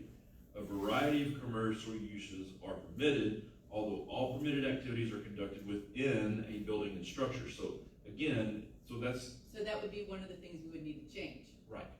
Okay. No, we would not need to change that because by adding F or some version of F, we would not need to change that one sentence. But what I will point out, again, when I was asked to draft this, I was asked to focus on B3, but I'm looking at B1 and B2 really quickly, not in depth, and I do not see outside storage and sales. In fact, I'm looking right now at B1 and it says, a building or premises shall be used only for the following purpose, and I'm just using this as an example, antique shop enclosed, meaning the sales need to be inside. Enclosed. So again, I mean, I may be missing it because I'm just skimming those two districts. I haven't read them in detail, but I don't see outside storage and sales as B1 or B2. I just wanted to clarify. Okay, and then Family Dollar, Dollar General, if you go out and walk on their sidewalks, they don't have 36 inches between their merchandise and the end of the sidewalk where it drops off. And they can use 100% of their building. What about Berkshire's? What about David's? What about Peacock's Auto? They have, how come everybody else can have it? I understand keeping the historical perspective of downtown. Centralized downtown. Yeah, and if for some reason, and we need retailers, and we need retailers that have that. If you just want to do service businesses that don't bring any additional revenue into town, y'all can decide that, but let the businesses know. But don't think about today's businesses. Think about who you're going to bring in the future. How are we going to revitalize downtown? What kind of businesses do we want that's going to actually help the coffers of the city? Because a property owner is going to pay property taxes. Okay, everybody knows that. Service businesses, for the most part, are not paying sales taxes, and they're not paying rendition taxes. And the businesses we have downtown aren't on the rendition property tax yet. The only place you're getting additional revenues are your retailers for sales tax and for rendition taxes. So if you want to move with a plan of reducing property taxes, bring more retailers in, help them grow their sales, that comes into y'all. I'm gonna hit you on the financial side. Hey, also, don't stifle a business. Can I say something? Yes. First of all, I grew up with stuff all over out down there. Moms and pops, everything else. So don't think that I'm against it. But I think the difference in B1, B2 versus B3, just my opinion, you're dealing with city property to the building face. And B1 and B2, you got a bigger, they own the property, if you see what I'm saying. So, my opinion, the reason why these people, and I don't know how old this is, the reason why they put it in there is kind of protect the city property of the, walkways. And I think that's the reason why they're different. Now, do I think it's right or wrong? I don't know. I mean, because it is city property up to the building faces. And that is actually one of the questions, if you look at the old maps, where does the property end? Because if you look at some of the Whitney city history, the sidewalk was part of the actual building or the property owners. But then later on, they said, no, it's all. So all depending on when they put the concrete in and everything, that they changed some of that. That is a surveyor's answer. Yes. Actually, I do know a good surveyor. I was told the building faces are the property. So, my opinion, once again, like I said, I'm all for stuff out there because whenever I grew up, we actually had one gentleman that's been here, and I don't know how many decades, how many generations of his family was, but they're well known here still, his family is. We used to call in the sheriff. Somebody couldn't walk, he'd make them move it, you know, but even his store had stuff on the sidewalks. So, I'm all for trying to figure out something for y'all. That is a calling cord to get you in the store, if you know, if you see what I'm saying. If you're driving down the street, just like the garage sale guys, if somebody got something out in the middle of the yard or something and it catches your eye, then all of a sudden, whoo, you're pulling in. Same thing with the business. But I think that ordinance, none of us put it there, but that ordinance was put there for one reason and one reason only, is because it's city property. That's why they're different than the other two. Now we just need to figure out, get a happy medium and make everybody happy. If we were doing But, what Jason did. to answer your question a while ago, I bet you that was the answer. Yeah. And I think that's what the businesses would like to do. I've talked to a lot of them. Unfortunately, everybody's preparing for the weather, and, you know, there's some things that came up to keep some people from tonight. It's all about the balance. You know, how can we be less restrictive, but be a good neighbor? How can we draw people in, but not have just so much that it blows people away? And I will tell you, since the stuff has been pulled off the sidewalk, it has affected my business. I had people driving through town, they said, we drove around and around and around, because we thought downtown was closed and abandoned. So I'm getting a lot of out-of-towners telling me now that we didn't know downtown was open. I mean, they weren't even seeing anything out on Ace, because sometimes I'm open evening hours. And so now I'm having to tell people, oh no, this business is open, this business is open. But they see it as an abandoned, tired town. And we're looking at what can we do as businesses, not just put a bunch of stuff on the sidewalk, but how do we entice people? How do we bring people in? If they see it on the sidewalk, like Jason said, or Bo said, they come inside. And we make the money on the inside, not what's on the outside, but that's a calling card, it's a marketing, and we need all we can do. I don't know if anybody's Googled Whitney lately. If you Google Whitney, Texas, first thing that comes up is AI, and it gives this cute little description of how we're a little lakeside town and everything. And it ends with, and the locals think there's a lot of drama, and downtown is going downhill. Okay, that's on AI under Google right now. So I'm like, okay, what can we like pump it up and make it better and spice it and, you know, kind of get our little town revenue. I appreciate greatly the downtown businesses that respect and have the energy that you guys do to bring a competition in and eventually growth for everybody. That's exactly what I wanted to hear and exactly one of the reasons I moved here. The other thing is, in a previous conversation that we had with one of the business owners, she was talking about how some people make their way up to the business by holding on to certain products that are, I had 3 porches at my house, and I realized that I had, and I didn't know it until that night, stationary objects to help me get up my steps in all 3 of my entrance and exits of my home that are absolutely necessary for me to negotiate entry and exit. You would be surprised at the average age of the people that come downtown. We don't have a lot of youngins, and what we're trying to do is, with some of the marketing, with some of the products and things you put outside, you're trying to get more people in and younger people in. And we've had a lot of instances of people falling off the sidewalks, and usually people falling are 70 and older, and, you know, I'm approaching that age. Be careful with that. I know, I'm approaching that age too, and you start getting very conscientious of, should we even go downtown, or should we even, and we want it to be enticing, and we want it to be friendly, we want it to be ADA compliant, we don't want to block doors, we don't want to block fire exits, so that's kind of a no-brainer.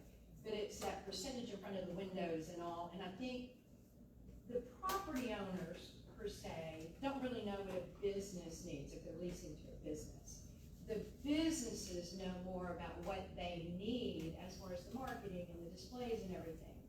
So we need to look at our retailers, and what I would ask is that y'all do another town hall and actually talk to the retailers downtown, and let's come up with something that's good neighbor policy with the least amount of restrictions. And I will continue to advocate that. So I thank you for being here, because they remember the time when we walked both sides, all four directions downtown, every store was full. Everybody knew everybody. And that's what I Everybody knew honor, their kids. you all that have the seniority and the experience that you bring to the table here, I really value that. And how do we get back to that? And I put that as a challenge kind of to the city council, because y'all set our strategy, you set our vision. Are we going to be a sleepy little bedroom community where people live here and they go shop elsewhere? In which case, all you got to draw from are property taxes. Or are we gonna be a cute little eclectic town bringing in like Calvert, Texas, Meridian? Calvert does something very interesting. They got with the Texas A&M Business School, and the business school set up interns to come to Calvert and assess tourism and infrastructure and retail and what could they do to improve their city's finances. And again, the project term report was doing a report to the city council on what they could do, given their resources and their limitations and their city, because Calvert's very small, and sometimes 6 just north of Hearn. And Meridian has a parks board. They have a budget bigger than we do. I mean, they have agendas and everything. Cleveland, Clifton, I mean, we have all these, Hyco, OMG. I don't know if y'all have been to Hyco lately. Beautiful downtown, they have thriving businesses. But just think about that, every retailer is bringing in sales tax and rendition tax. So when we look at these ordinances, that's what I look at. I look at the economic development. If we really do want to reduce property taxes, and I'm tired of paying rendition taxes, but sales taxes I can do, because the better I'm successful, the higher my sales tax, the more sales tax I pay, the more it helps y'all. I did look at HICO when someone else mentioned it. They have an EDC. Mm-hmm. They have an EDC. And Gorman, that's not- Texas has an EDC. I don't know if y'all been to Gorman. We are way off. Yep, I'm sorry. Opposed to the agenda item, we need to focus again on that for a Yeah, second. we don't want any restrictive ordinances. We want a good neighbor policy and least amount of restrictions. Let merchants be merchants. Yes. So we're looking at basically a second workshop that's more like a town hall. Or just take off the restrictions. That's Well, you completely up can't, to the council. we can't take off all the restrictions because it will be like, oh, couches sitting out there and Well, how good long they neighbor. sit out there. People I understand, taking but your advantage. idea of a good neighbor and somebody else's idea of a good neighbor might not always be the same, unfortunately. You described it well. Yes, I Good know. working condition, Good working not a condition. health hazard. Right. People take advantage. Well, and, part of this, these zoning ordinances and everything, we're looking at the Cato building downtown. And that's one of the things that we have to step up ASAP on, because we have American Dream Industries that own several of these buildings. They've sunk a lot of money into this district. And, they don't want to get rid of these ordinances. I disagree with them on this area, but, I'd be doing a disservice if we just ignored what we already know is on the table. I know. So I think that the appetite for the council sounds like that they would entertain having for sale items on the sidewalks and in the public rights of way. I think the intent tonight would be, we need to help and some guidance and direction on this, because again, if we do the town hall, you're talking about delaying this yet again and affecting their monies. Yes. So, In our monies, that's what I'm It's exactly, it does, and I get there's people that own buildings, but those buildings are not bringing money into this town. So could I maybe, I'm sorry. no, I just wanted to maybe, I think I've heard a little bit of consensus, and I don't wanna misunderstand the consensus, so if I could run through kind of what I'm hearing, and I'm gonna skip around, so number 4, outdoor display shall not occupy required parking spaces, y'all are good with that. Y'all are not good with number 3, you don't want to have a limitation on the linear, distance of the building, so that would be removed. Again, I'm skipping around because those two are very clear to me.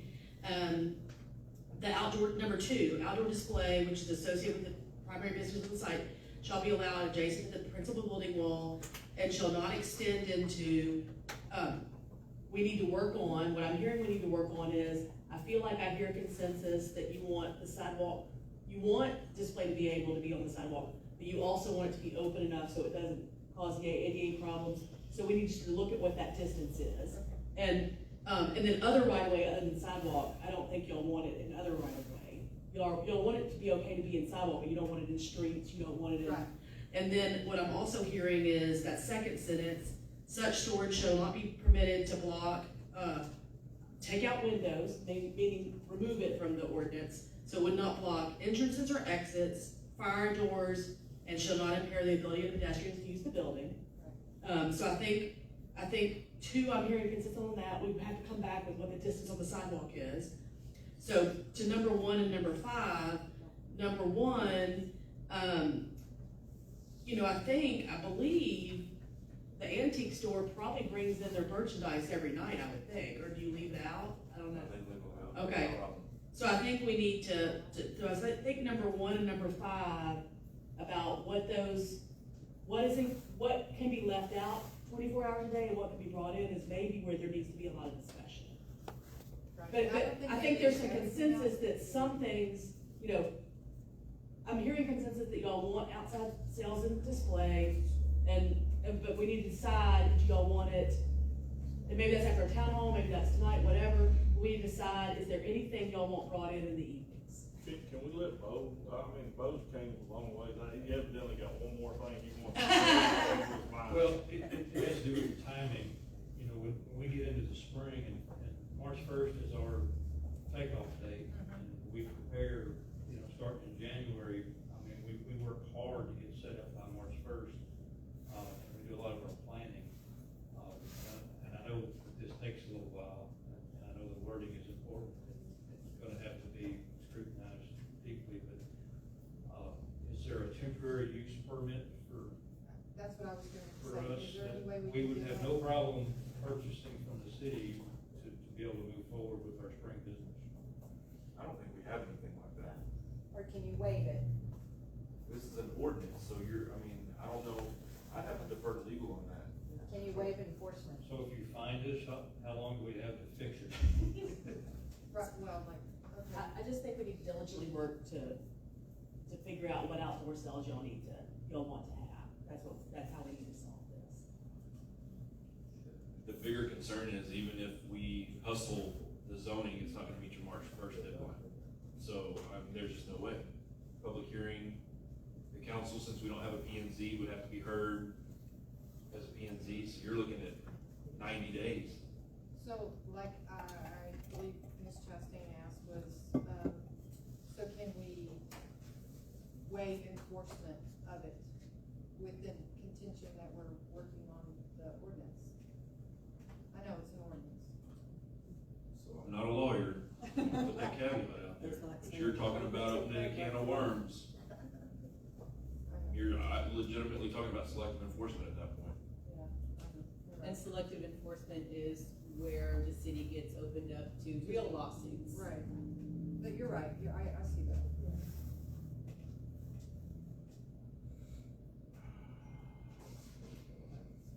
Ideas? We'll do what we're told. I know it's a process. It's hurting already. And we understand that, we do, and we want a solution to this just as much as you do. Yeah, she pretty well said what I was gonna say, it hurts us to see y'all be hurt. Yes, it does. We got our hands tied. That's the problem. Believe me, if we could change something overnight, there's a lot of things we could probably change. And this gentleman probably recognize, I'm a frequent shopper. I'm about 2 blocks from your business, and the salespeople are very, very helpful there. They are. So y'all please don't think that we don't wanna work with y'all. Yeah. Well, I haven't felt that at all. Okay, good, good. Thank you. They do sell poison though, I think. Oh my gosh. Y'all have brought that store a long ways. You have. Is there anybody else out there that wants to say anything about this? Talked out? Okay, so we'll go ahead and start making those adjustments. So I certainly can make the adjustments as I understand them, for sure. And, then really thinking on them. yeah, and then y'all can be thinking on them, and we can distribute some adjustments. We'll meet tomorrow night, No. probably. Okay. Can we add this to the 29th? Yeah. We could definitely have Yeah. potentially, reviewed and changed, parameters of the ordinance. Obviously, we can't act on it again, but we can open it up for more discussion. Okay, so we'll do that. All right.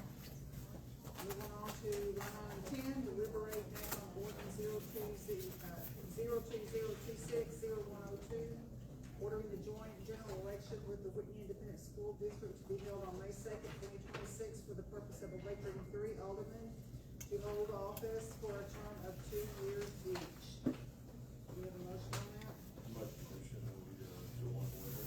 I'll second it. I still have discussion though. So, this last time around, we did not have early voting roster reports, daily in-person roster reports. TEC already has section 87.121, the early voting clerk shall maintain for each election a roster listing each person who votes an early voting ballot by personal appearance. Even though, page 3 of 6 has the election shall be conducted by election officers in accordance with the Texas Election Code, can we add a C pointing out, section 87.121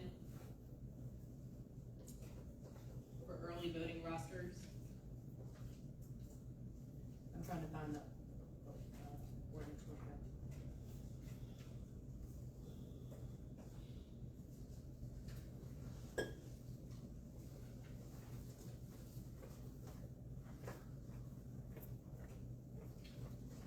Where are you looking, Councilman Teal? Texas Election No, Code. no, we're on the Oh. ordinance. Page 3, section 4, conduct of elections. Actually, section 4 starts at the bottom of page 2. You're looking at B, in accordance with the Texas Election Code? A and B. A is hard inter-civic and election bill shall be the voting system, and then B is the election shall be conducted by election officers in accordance with the Texas Election Code. And so you just want to point out one specific section? Yes, only because it did not happen. Okay, if you'll just give me just a minute to Sure. look at that section. And you said 87.121? Yes.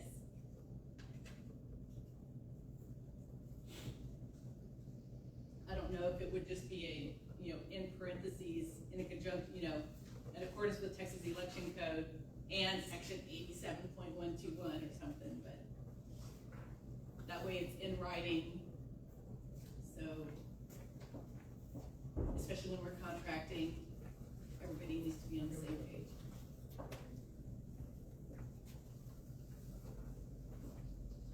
And I know we're dealing with a new elections administrator and new system, and we've had things that weren't done correctly in the past, so. I just want to make sure I I've seen understand. that, I looked up that section, because as you know, the election code is quite large. Just give me just a second. Somebody asked me the other day, do you know who you're voting for? And I said, she's not supposed to. Well, she knows everybody else.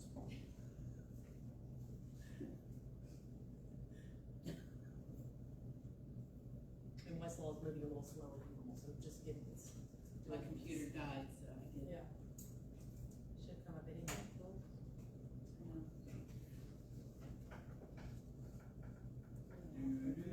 No, Billy, that's not helpful. I played that once on my computer and I was waiting and it dinged my live stream because it's copyright. Oh, wow. My bad. Okay, so, oh wait, here it goes. Okay. Thank you for your patience. Stop. I'd just like to point out the two at the end are being very annoying. Note that in the minutes, please. Boys.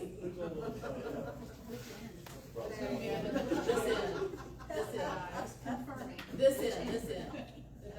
They're making little comments. Okay, so, yes, that does apply, so, y'all could, if you so chose, y'all could add, under B, 4B, you could say that election shall be conducted by election officers in accordance with Texas Election Code including election code section 87.121, comma, and the Constitution. Y'all Works for And me. so if that's your, if that, is that your motion? I would like to move that we amend that particular section of this to reflect section 87.121. And so you'd like to move to approve it with that change? Yes, Okay.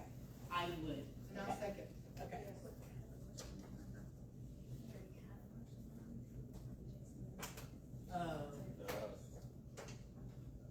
So would you modify your?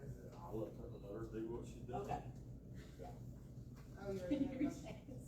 So the motion, is to approve ordinance number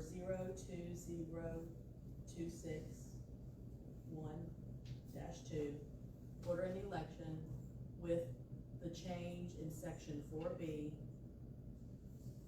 And in the first sentence of 4B, it will say, the election shall be conducted by election officers in accordance with the Texas Election Code, comma, including section 87.121, comma. That's the only addition.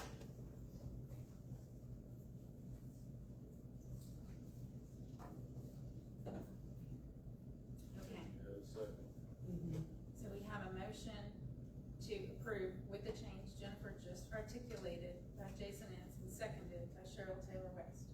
Ready to call. Well, Was so. the motion by, Yeah. It does.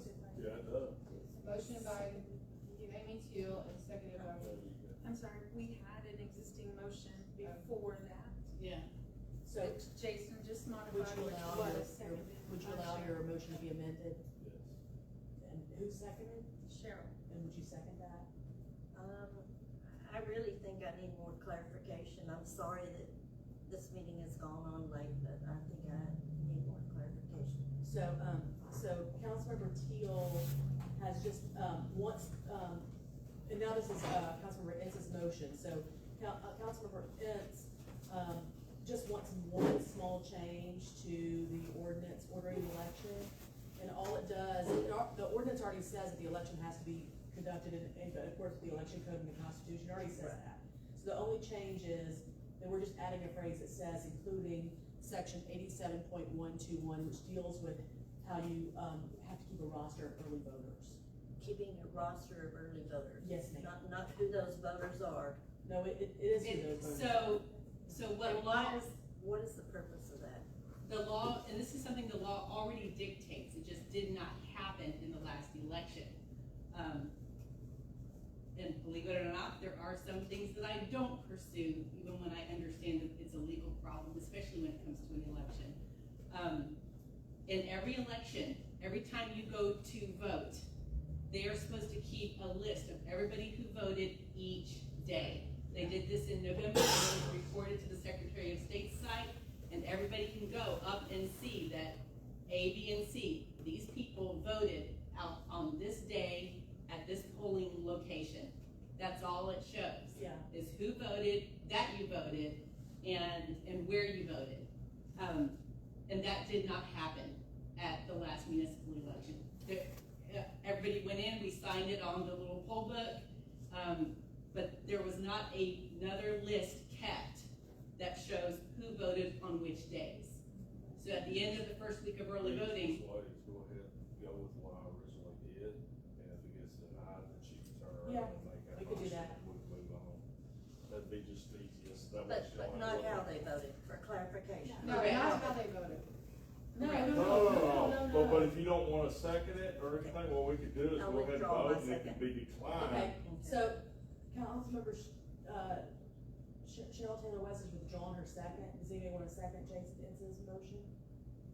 Okay, Amy Teal has a second. I'll second.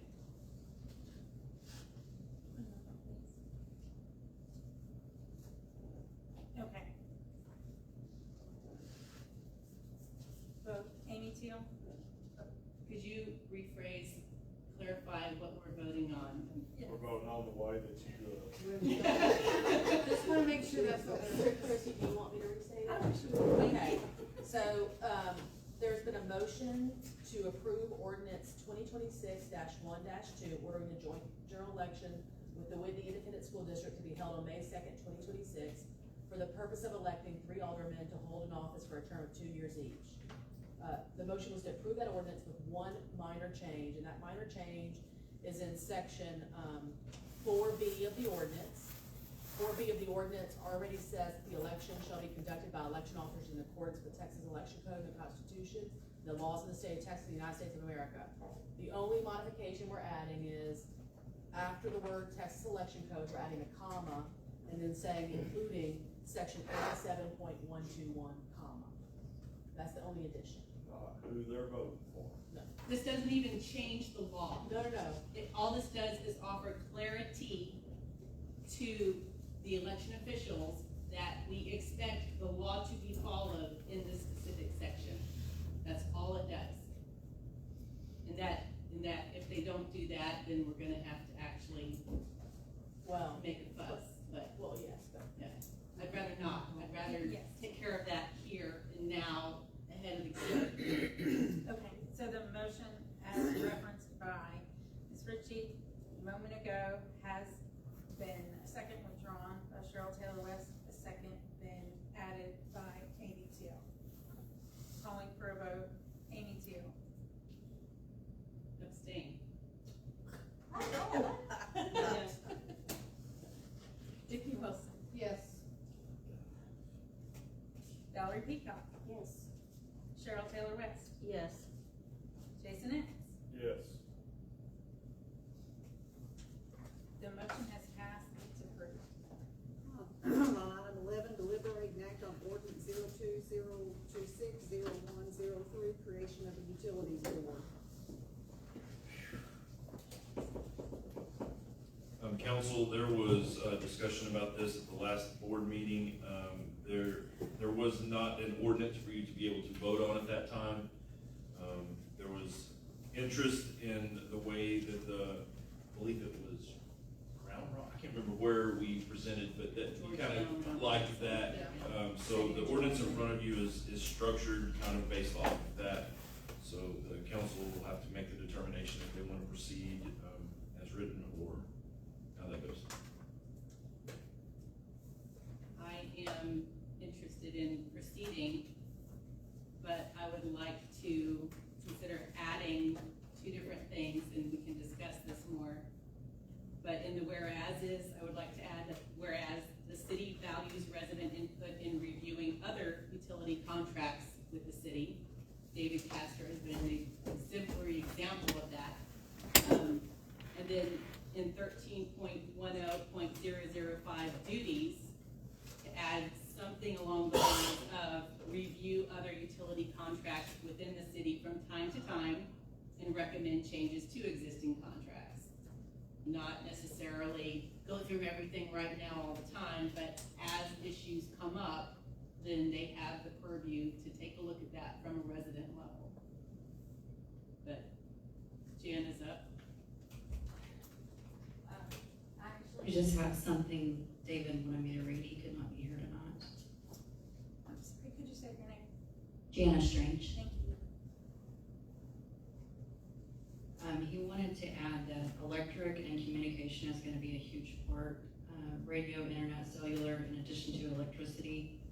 2 carriers service Whitney, TNMP, and Hilco. Both have an impact on what the city pays and how they are serviced, and how much the city is compensated. Much broader than city employees can manage without getting fleeced.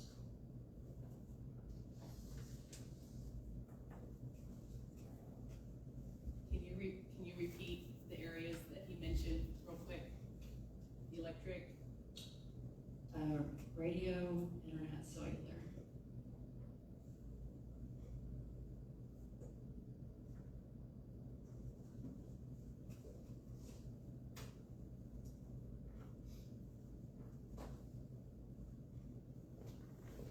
I think review other utility contracts would be easy enough, vague enough, and give them an opening to discuss other stuff on the board. And make a recommendation. Recommendations, Right. there's just extra eyes and brains on what the city's already doing.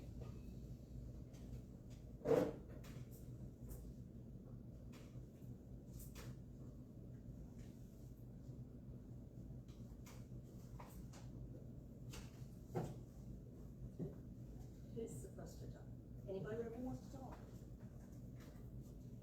I am 100% in favor of community input. And I'm gonna be brave, and this may offend some people. We're just launching 2 brand new boards right now.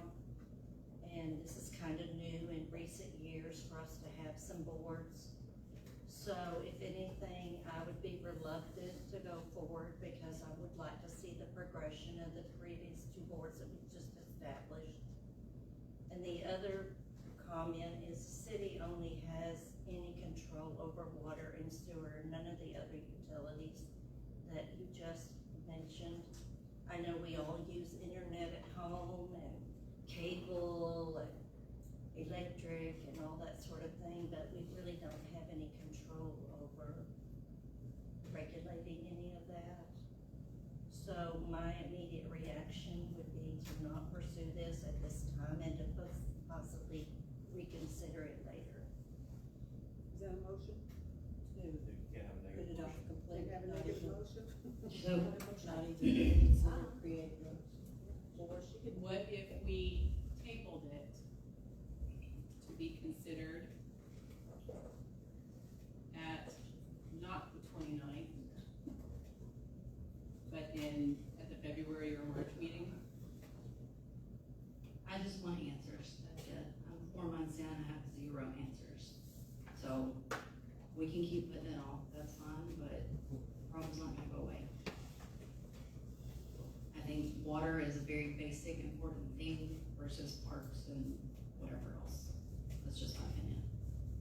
Okay, Cheryl, did you make a motion? Well, I thought I was raising the discussion, but I will make a motion that we postpone, If we wait till March, that gives us time to get library done and going. that we postpone the creation of the utilities board.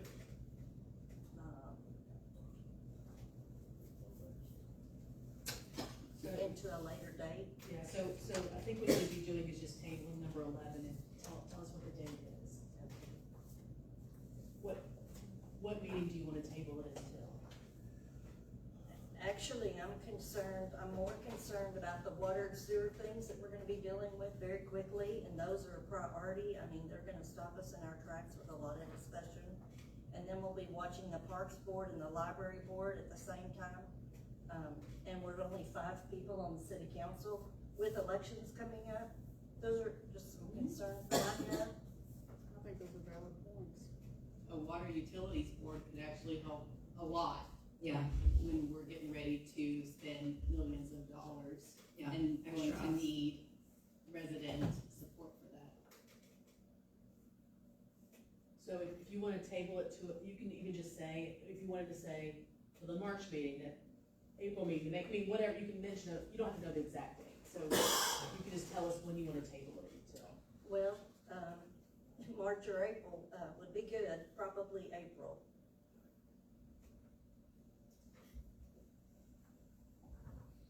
And let us generate some reports back from some of the new boards that have just gotten established.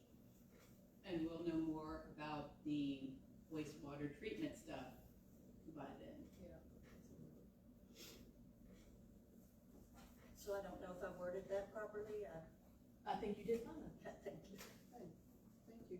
So if I'm understanding this correctly, we have a motion to table Cheryl Taylor West until the April city council meeting. Yes. Do we have a second?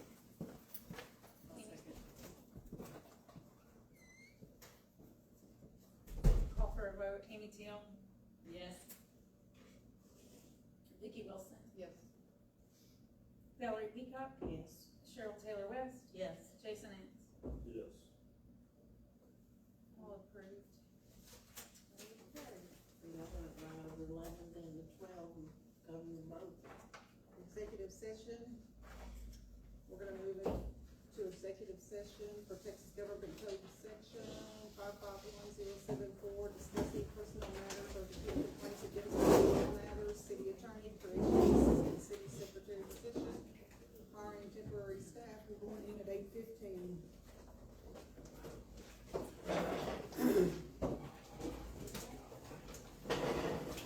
Okay.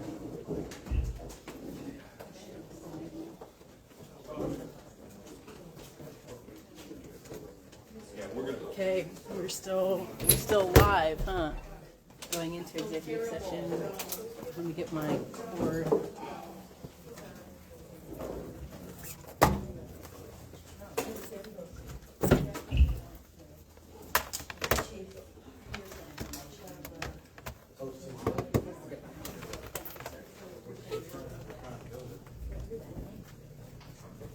It's hardly a look, Christie. When you're sitting in the back, it feels different when there's someone there. That's true, Nancy. Be here on that computer, it won't cut out. Right? Okay, I'm plugged in, I'm heading out.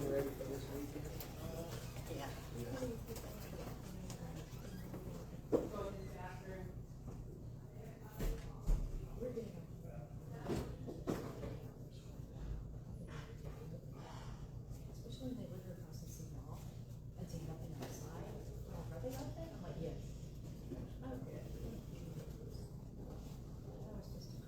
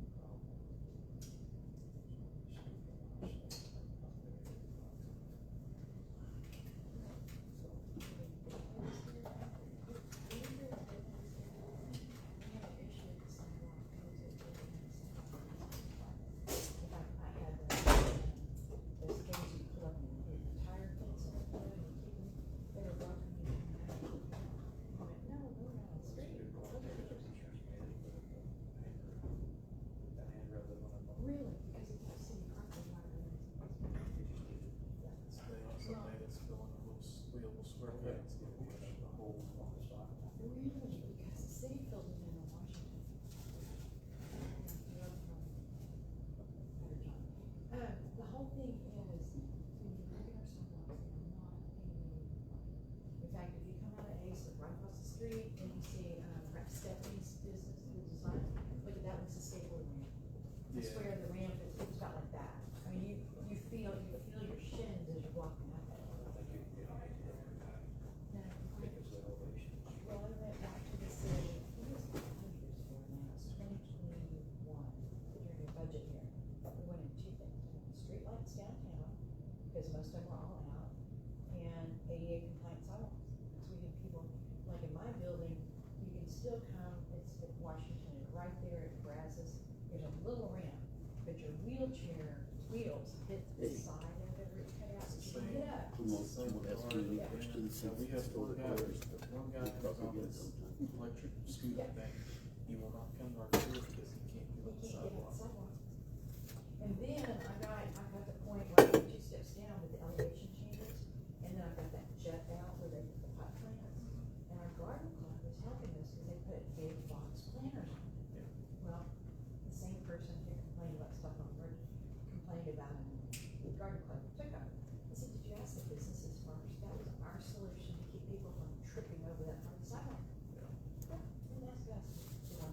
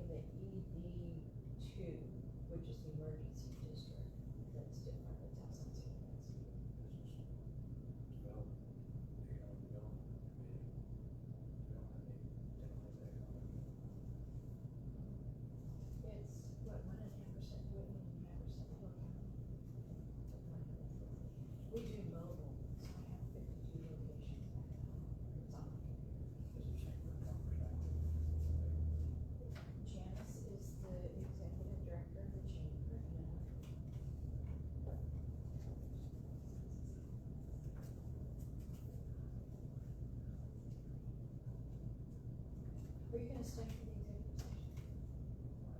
If we need to. Yeah, they're gonna talk about, some positions for the city and see if they wanna go forward on that. So there's nothing else, usually they come out.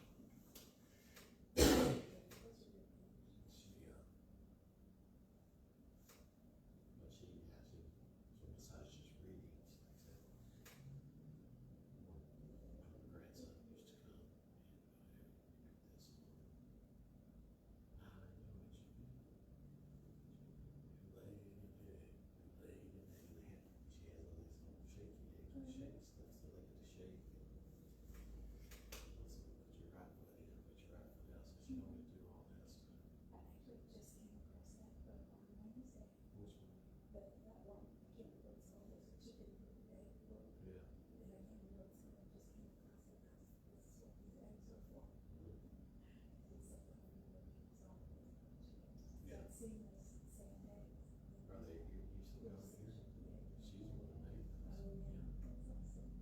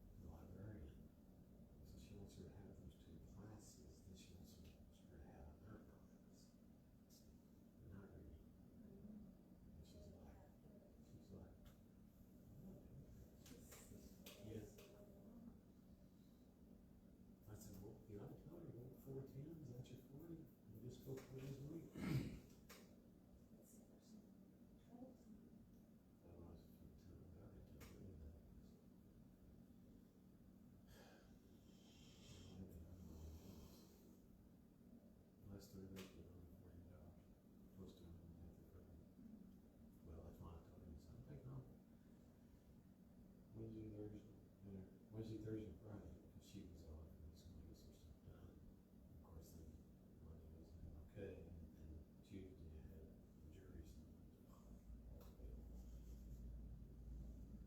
They get in office yesterday.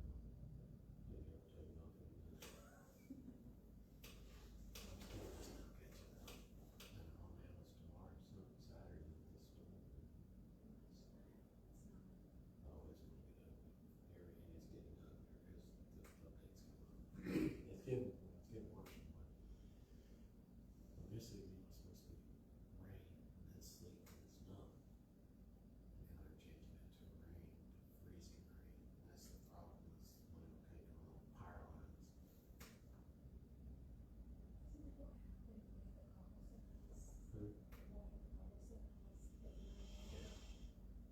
Well, that gas pole will do it. We need to put it back in the car and open it up, just slow it up, and then it'll do the light for us. See, the smells are sweet, it won't be that bad, because they're all from the ground, the freezing rain, cable in the trees. Finally, this morning up to the county, we got the generator. So automatic, the drugs have to stay in a certain, you can't get extreme, you can't get too hot, you can't get too cold. Of course, if you get too cold, like body fluid will freeze. So the truck has to be plugged in, because it has a unit in the back that keeps it. That's why when I moved it, ammo station, I put it in the bay. Won't be the weather. It's just sleeping on the ground. Sometimes I say, we're gonna sleep. I'm the one that ain't sleeping. You don't wanna sleep in the cars, and those are cars. College or something.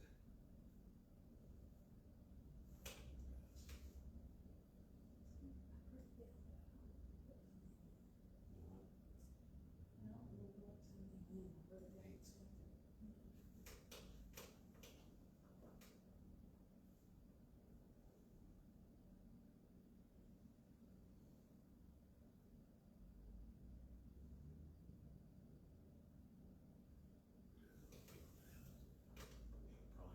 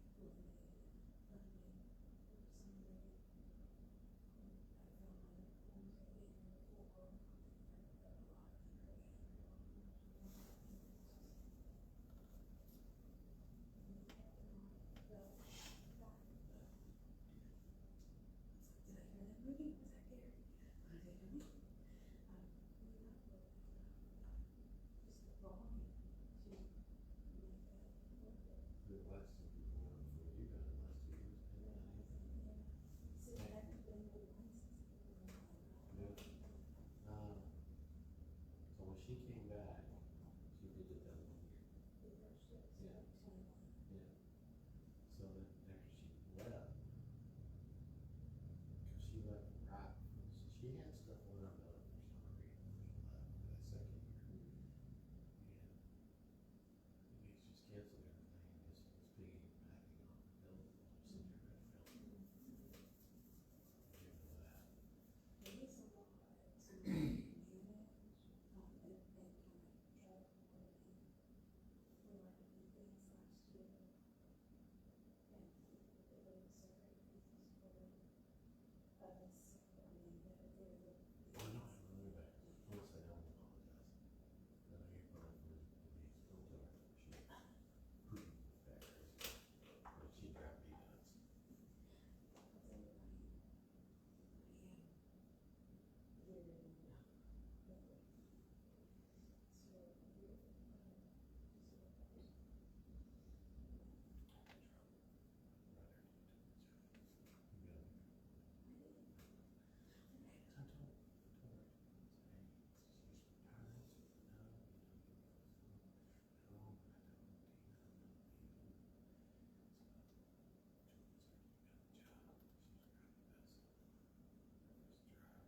I don't hear you.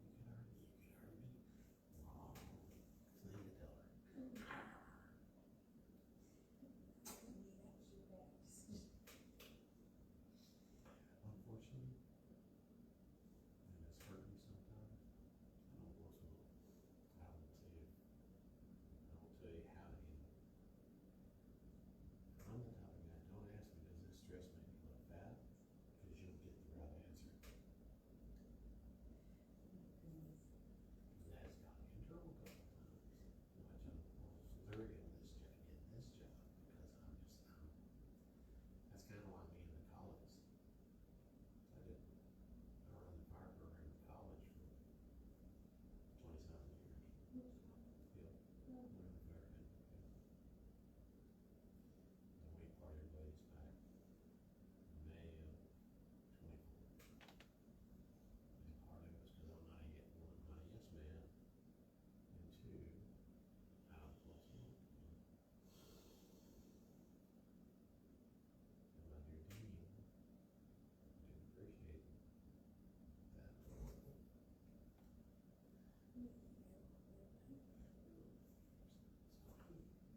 So I was on, and I'd argued, I've been arguing before that the coordinator needed to be on a 12-month contract, not 9 months. But say when, my fire academies were just the following spring. But I also need to get ready for the next year and everything. And I never said, I didn't gripe about it, like I requested it, and never got approved of it. So, there was some, it was a license, state license. And I had it done.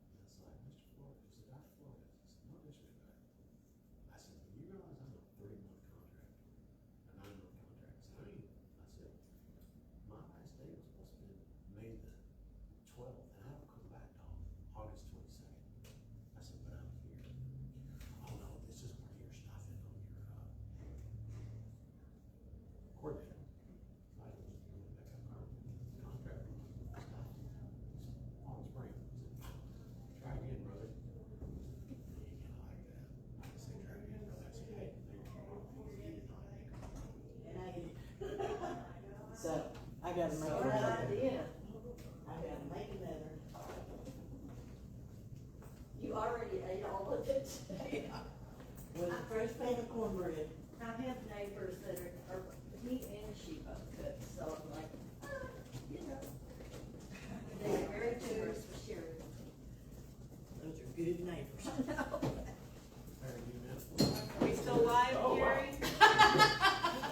He's our last holdout. He doesn't really have much of a I think choice. the question might have been is, he's still awake. I heard it in there somewhere. Come out of executive session at 8:50. Jason's not back yet. Still out at 8:59. I've lost my agenda. We're going down to, hang on. 13, no, they're numbered wrong. Oh, did we need to do the other part that was in, funding, discussing economic development negotiations? Oh, no, I think they just posed that. Okay, Yeah, let's just stay there, okay. that's okay. So, All right. you voted. Motion to adjourn? The number, there's been a typo in the numbers. If you look at regular agenda 12, discussion wastewater treatment plant, can you come over here? Number 12, deliberate and act if necessary. So we're gonna move that to 13, deliberate and act if necessary on executive session items. So we go to, Action, Mayor. I would like to move that we create the position of Assistant City Secretary and authorize the staff and mayor to begin process of filling the position. Second.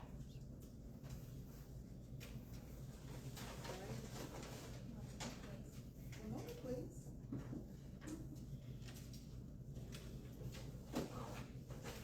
Motion by Amy Teal, second by Vicki Wilson.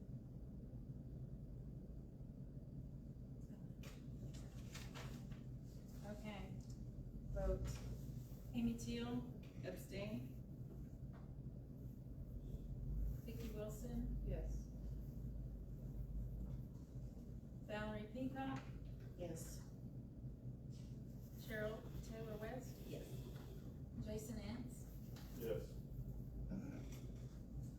Motion passes.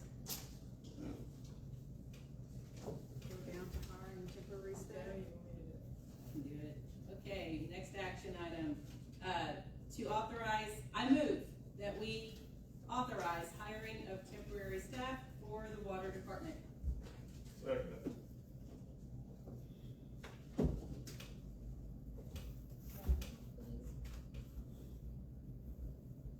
Motion by Amy Teal, to authorize the hiring of temporary water staff, second by Jason Ants. Vote, Amy Teal, Abstain.